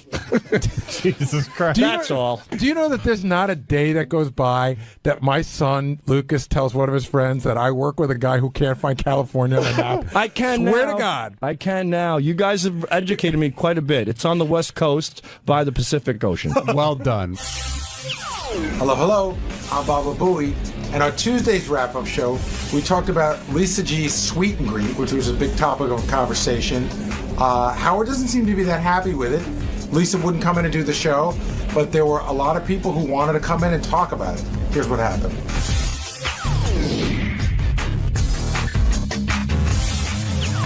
A lot of people, not just Ronnie, but he was in there pretty vocal about it, but a lot of people are upset about this Lisa G meet and greet issue. And the first thing I want to tackle, Gary, we kind of talked about this off the air, is Lisa treated differently because she wasn't sort of raised by the show? She came in from the outside.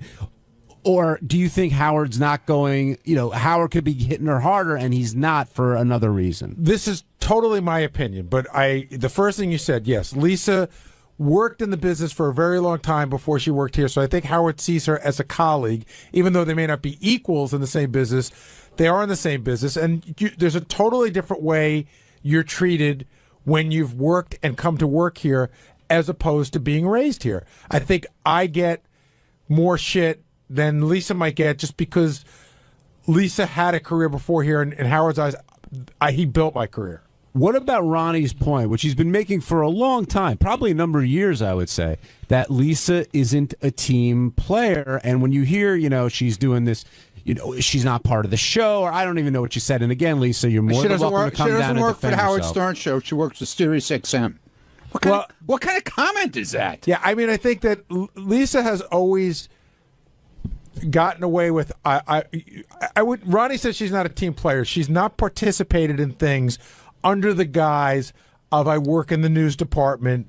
I have a certain reputation to keep up. But I think once you've opened the door to utilizing the show to put on a sweet and greet or whatever you're going to sweet and greet, whatever it's called, then you have to sort of say, well, I got to be part of the team, which means letting Howard TV come, which means letting Jason come and cover it. And Howard's right. Like, I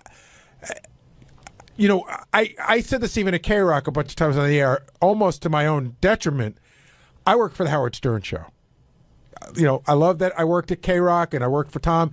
But at the end of the day, if Howard says, let's pick up and go, I'm going with Howard. But why is Lisa's event getting under Howard's skin? I mean, Benji's got his project. Ronnie's got the block party. I'm not sure what Will has. But all that stuff, why is Howard dwelling on Lisa's? Why is that the one that's really pissing him off? I'm not sure, but I would have to go back to the idea that it's really not providing any sort of entertainment in any way. And you know what? I think he's even a little irked at the block party a little bit. How so?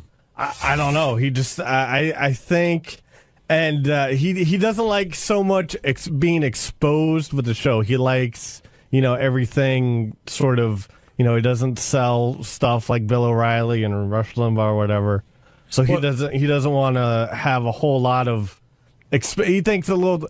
I mean, I don't know. It's trading off the show's name. Something like that, and he just doesn't like so much exposed with his stuff. If you go back to the old days of the show, Stuttering John and I went out and did a version of the block party many years ago, and we got our asses handed to us, right? Then John doubled on back and did a more interesting version of the block party, which was just basically John hiring 3 unbelievable comedians and taking most of the money. And for some reason, Howard didn't seem to mind that. I always wondered why.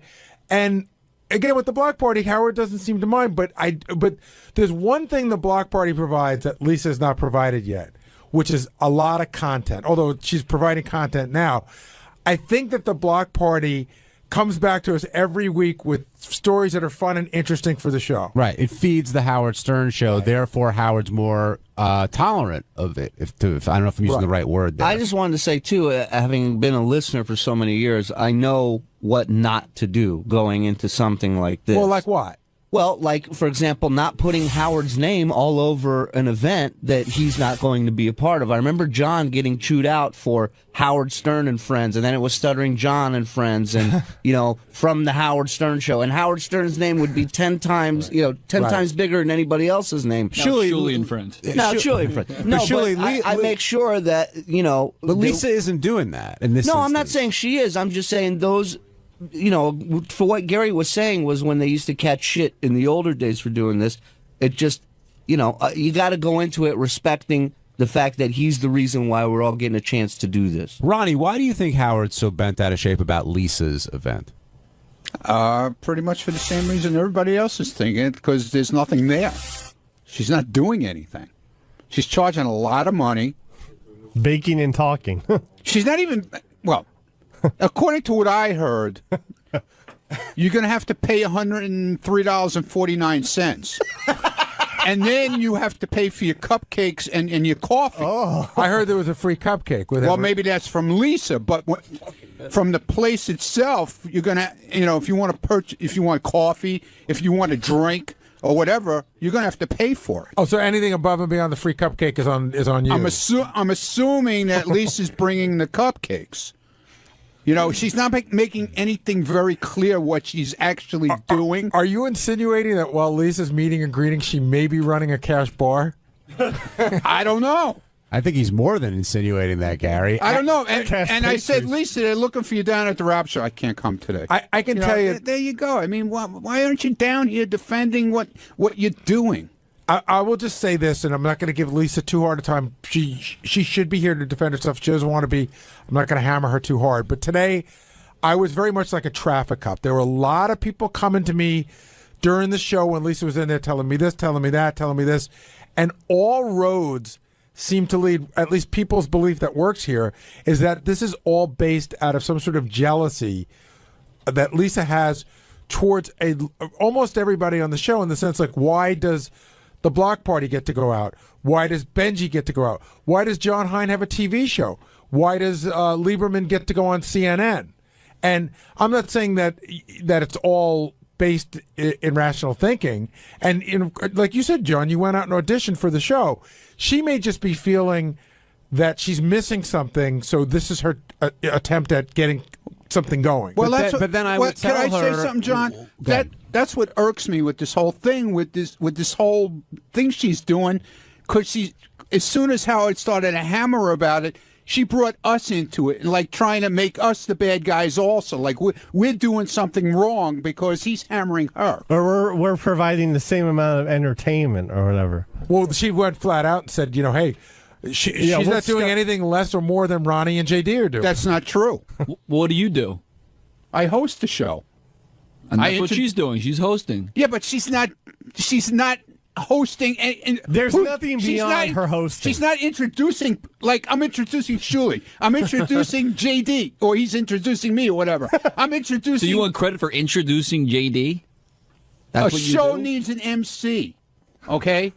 That's what I started off doing. There's nothing beyond the MC. I never said I was. What do you do, Dopey? Dude, I was Fuck never off. Get out of here. I was never Stop said lying. I was a fucking comedian. No, but Will's making a point here. Right. I mean, Lisa is hosting the event, being the MC. No, she is. But what is she giving with it? A cupcake? Yes. For $103. Oh, you could talk to Lisa. It's okay, so I'll play devil's advocate. It's there's women who listen to the show who may not want to go to the block party because it's a little racy for them. Right. They're more in Lisa's sort of thinking. They'd like to hang out with Lisa, talk about what it's like to be a woman on the Howard Stern show, and they'd like to. It's a small gathering, like a cocktail party, not a drunken party like the block party is. It's a symposium. Fine. If But you will. don't knock. Why knock us though? Because he's hammering her. Why bring us into it? I'll tell What do you we why. have to do with it? This is my theory. You guys tell me if I'm off here. I think she brings it in because she feels like you and Scott and JD and other people are kind of on the same level as she is, and if you guys can do it, why can't I do it? Because the she brought difference me is- into it too for the same reason. I think. But the difference is, John, we are doing a show. What she is doing is not a show. It's showing up at a bakery and hanging out with fans. That's not a show. That's a Q&A. That's a town hall meeting. But okay, so I'll jump on that one, and I'll say there's plenty of people who go to college campuses, and that's all they do is a Q&A. They'll That's go in. fine. That's fine. But don't pull in a comedy show and say this is the same exact thing that I'm doing. It's not. It's just not. There's a show. There's content. Aaron and Dayton, you're on the wrap-up show. Hey, good afternoon again. Can you hear me all right? Yeah. Okay. I just wanted to comment. I mean, during the fight week, of course, we heard that Stuttering John got his ass reamed by Howard for going out and, using the show for personal gain. And at this point in the game, everybody on the show, I mean, with the exception of you, John, I mean, you was, somewhat famous beforehand, but everybody at this point, using the show for personal gain and monetary value. But, and of course, at this, what I'm getting at is, I'm sure she's not making a whole lot of bread, and she's putting at a point where she's, giving a little bit to charity. She's also, paying for a venue. She's probably paying for the wine and all that shit, and she's also like Gary said, part of the show. So, all right, so Aaron's sort of defending Lisa here. We and saying pay. she's We doing nothing. pay for a venue. Yeah, I mean, she's good. That's a weird thing to say because whatever she's paying for or not paying for, she will walk away with a profit of some sort. Dude, when we do the block party shows, we pay for a venue. Of course. So, I mean... here's a question John and I were kicking around today.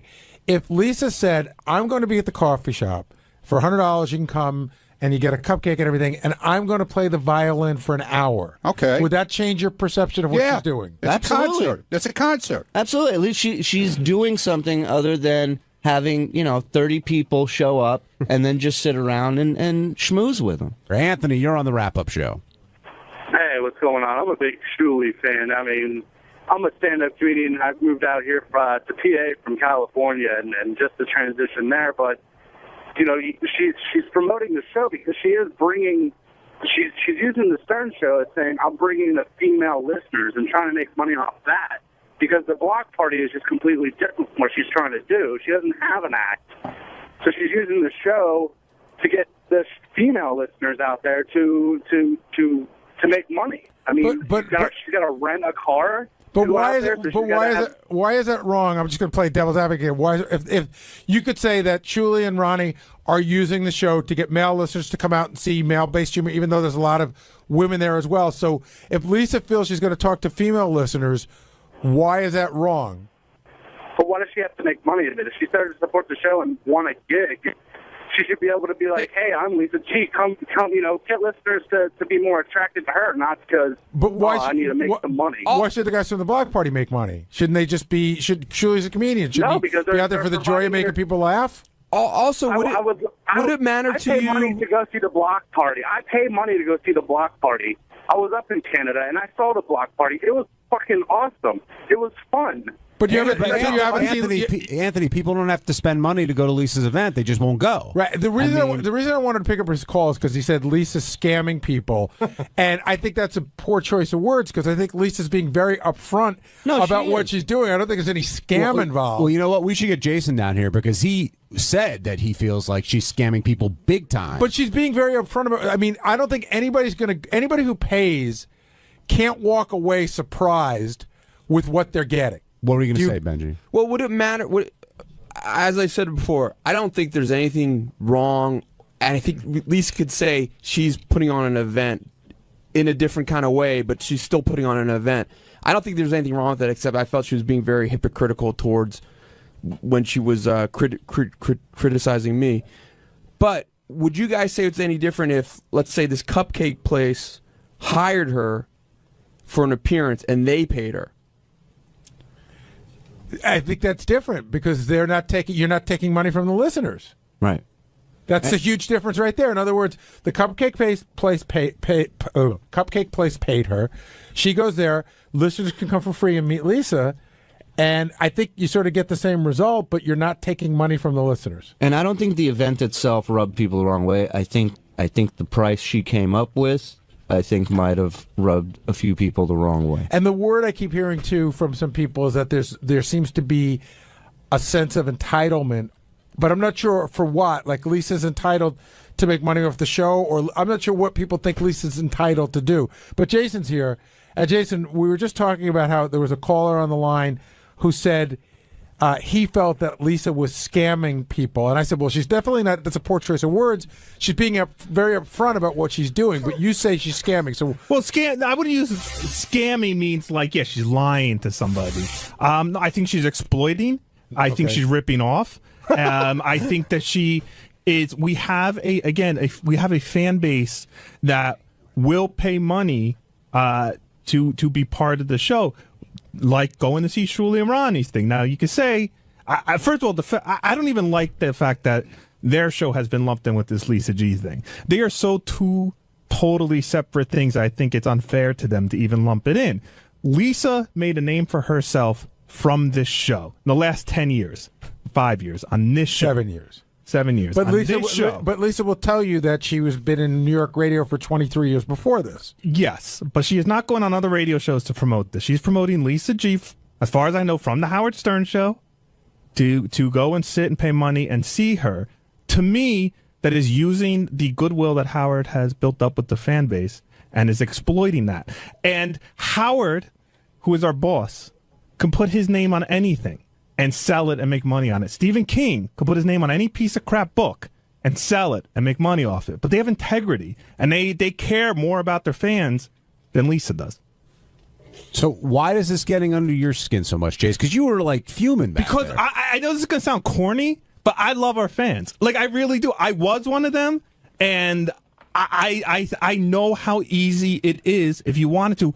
Will and I don't know if we have the same draw as Lisa, but Will and I can go out and do this too. We could say, hey, come spend $100 and hang out with me and Will. We're not doing anything. We're just hanging out.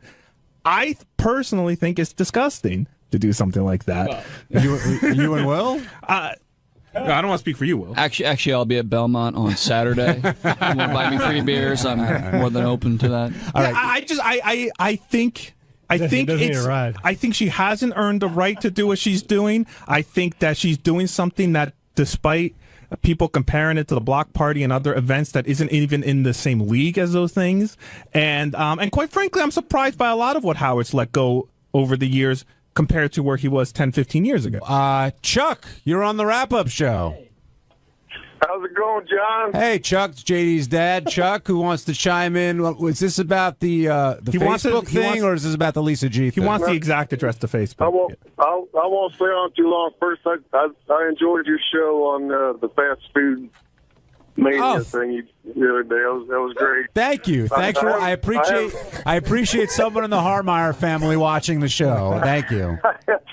I haven't been able to listen too much to the show, but I wanted to let everybody know that this Friday night I'm going to be at the Fridays in Westchester, and for $50 you can get whatever appetizer you want, and we'll tweet. Hey, Chuck, if I come to you, can I look at like JD's like grammar school pictures and stuff? Can you bring all that crap? Sure. Some of his report cards. It's going to be the eat and tweet. And Chuck, I'm taking from your comments that you think what Lisa's doing isn't right. I think it's hilarious. That anybody would actually pay, but Guys, the event's going to be make some money out of it. More power to her. But so how about the argument that, hey, Lisa's really upfront with what she's doing. She's saying exactly what it is. I mean, why do you think somebody's being taken advantage of in the sense that they don't?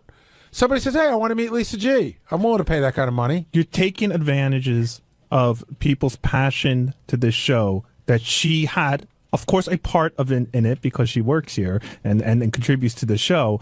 But this isn't the lead.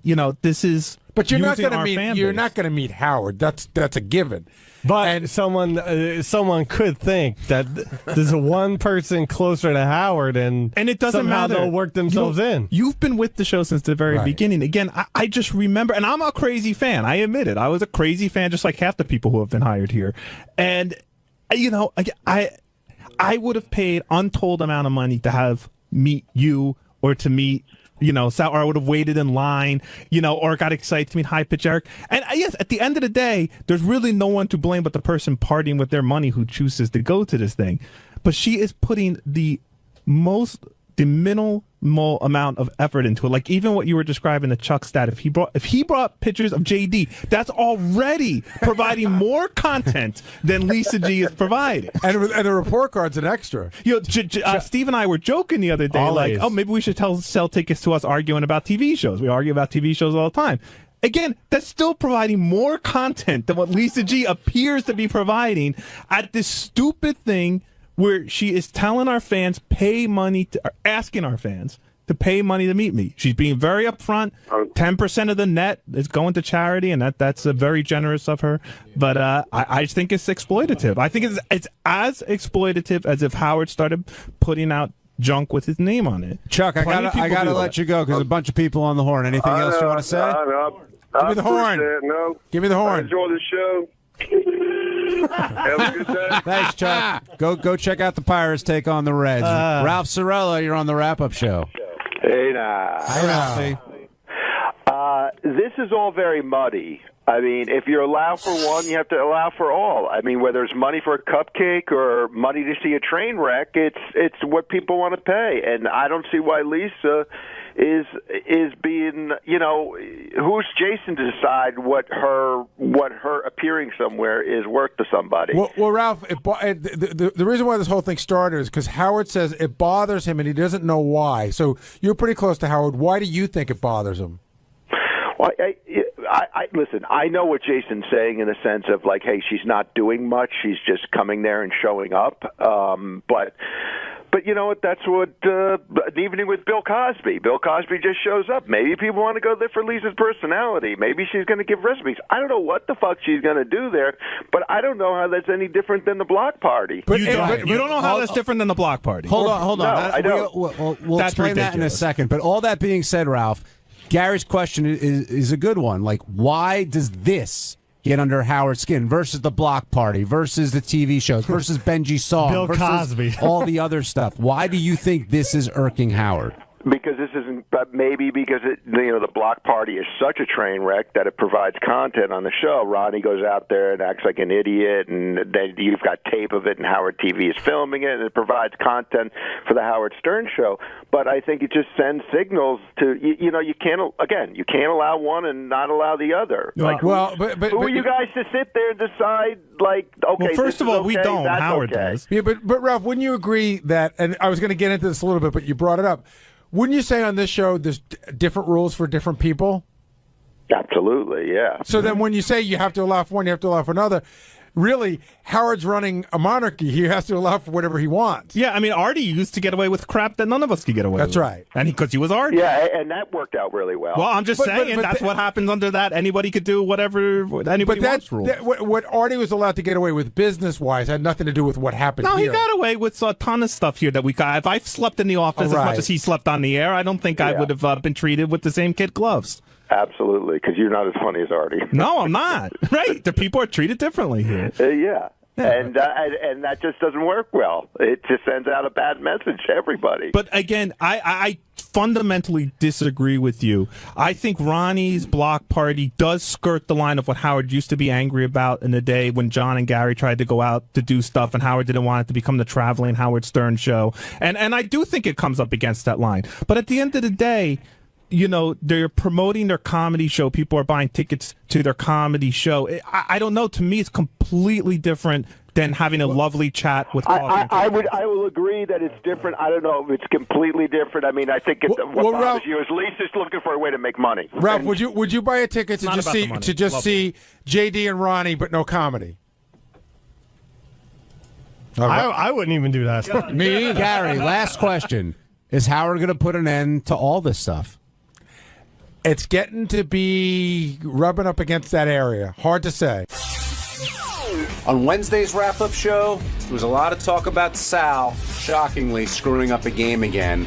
And this is one of those situations where Sal doesn't think he's wrong, is told that he's wrong, and then realizes that he's wrong and tries to explain himself, which he can't do. So we heard Sal tell the story about how it was unfair of Howard to call him a sucker.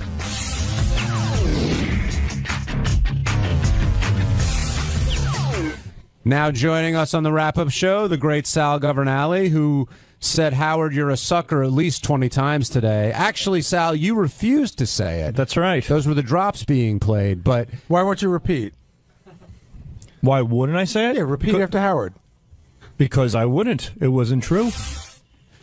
If I did something where he felt like a sucker, I would have said it. Sal, do you feel like the show was used at all in order for you to get those teeth? Or do you think they're two independent things? Yes, absolutely. I made that perfectly clear on your wrap-up show last time. I said it's inevitable. There's certainly a bartership deal. People are not stupid. The guy was a fan of the show, and I certainly got a break because he was a fan, which is understandable. But we discussed it wasn't a break. Right, then the break comes back and bites you on the ass. Nothing is ever really a break. There's a price to be paid, whether it's monetarily or getting the shit kicked out of you by Howard Stern. There's a price to pay, and I've learned it the hard way. Sal and I talked a little bit today. I was explaining that some of the money was for the actual physical things needed to do this, and the rest of the money was free. Yeah. So Sal didn't really get a break. He really got the dental work for free. Right. And I explained to him that, as Sal said, nobody gives you something for free for nothing. They're always looking for something. Let me take a step back on this. Sal, do you feel you were unfairly blamed for the problems with the Bigfoot game? Because that's how this all started. At first, I thought I was. But listen, I'm the one who created the game. The glitch was there. Guilty as charged. But you said you double-checked it. What did you mean by that? I double-check all my work. In this particular case, and I don't know why. I don't know why I do these things, but... I always give my... That seems to be the mantra this week. I heard Tim saying that earlier in the week. It's almost like, how people have a guardian angel? I have like a guardian bully. When I'm going... A black cloud? Yeah, when I'm going in the right direction, somebody's kicking me in the balls, just throwing my mind off a little bit, because I always give my CDs to Scott to double-check. And like when Howard asked me, did Scott double-check this one? I said, no. And that's when it hit me. I'm like, he didn't double-check this one. I did. But inevitably, it was a screw-up on my part. It's always better to give your stuff to Scott, because then when it screws up, you could blame Scott. Right. What happened was there was a glitch. You saw it. Then you went back and saw that there was a track there. But what we figured out is that Bigfoot's answer was so short. Right? Mm-hmm. It didn't register as a track. It was a track, but it just goes from one track to the next so quickly, which Richard knew, and he said, Sal just sort of forgot you got to add a little time. And by the way, yes. To say something nice about Scott Salem, that's the kind of crap he really catches. Right. Like, I gave him all the impression stuff, and he called me in, he's like, wow, the levels on this are really off on one of them, and we listened to it, and I'm like, good call, and he fixed it, and, that's... And That's that was my mistake. So I took back that game and double-checked that one, and I had Scott check it. As a matter of fact, I went to Gary today, and I said, Gary, give me all the games back. So I'm going through every single game right now as well. There was a great moment, though, where the game fucked up, so I just start yelling, Sal, to just see where he is. Sal was on his way in, but Howard did play the answer, but Sal didn't realize there was a fuck-up. So Sal starts yelling at me, you owe me a fucking apology, asshole. Fuck you. Wait, can I just say, could I have my headphones on? You guys went from 0 to 1,000 the second Howard said that this isn't working. There's a reason why. Before, you guys were yelling so loud at each other that you couldn't hear Howard screaming about who do I have to blame, and I didn't know what was going. You came out with it was definitely like a sibling moment. What happened was I just yelled Sal as loud as I could to see where he was. I was coming around the bend. I was by the Howard TV room. I saw what happened. I'm like, whoa! Came around the bend, and Gary goes, Sal, where the fuck are you? What's going on? I go, Gary, and then I heard, as I was coming, I heard Howard fix, and I heard the track come through. I'm like, all right, it was a Howard issue, with the CD player. I go, Howard just fixed it, Gary. How about an apology? So Gary looks at me and goes, fuck you. Yeah, that's what I started hearing everything. So then Gary sits in his office. I go, how about an apology for that? And Gary goes, go fix your teeth, asshole. I go fix your fucking teeth. And all of a sudden, waiter, Sal, Howard wants you. It is fucked up. I'm like, oh, God, no. All I hear over my head. So this whole argument was going on over attitudes, and in the end, I was called into the studio thinking I was victorious, and boom. But what you didn't realize when you were in the studio, you still didn't realize you were wrong. You didn't realize you were wrong, and Gary is screaming. Yeah. He's deflecting. He's deflecting. And I mean, you were charged up, Gary. Oh, yeah. Well, yeah, he was trying to make it go somewhere else, but you didn't realize you were wrong. So Right. you were, no, Howard, I don't know what you're wrong. Yeah. And then I was sitting there going, oh, my God, Sal's really digging the hole deeper because he doesn't know he's wrong yet. Yeah. How did you not know you were wrong, though? Like, in what? Well, I like, was arguing with Gary. I got called in, and I thought Howard called. I thought somebody sent up a note that Gary and Sal are fighting over the track. So in my mind, I'm thinking, all right, I'm going to go in, and then Gary's going to get called in, and Gary apologized to Sal. Here I am thinking it's going to be that way. And by the way, I just want to say, the desperation move if I'm beating you is you bring up the sleeping. I know, dude. That's That a good was one. 4 years. I mean, how old is that? Hey, already? listen, where am I going to go? I get it. I get it.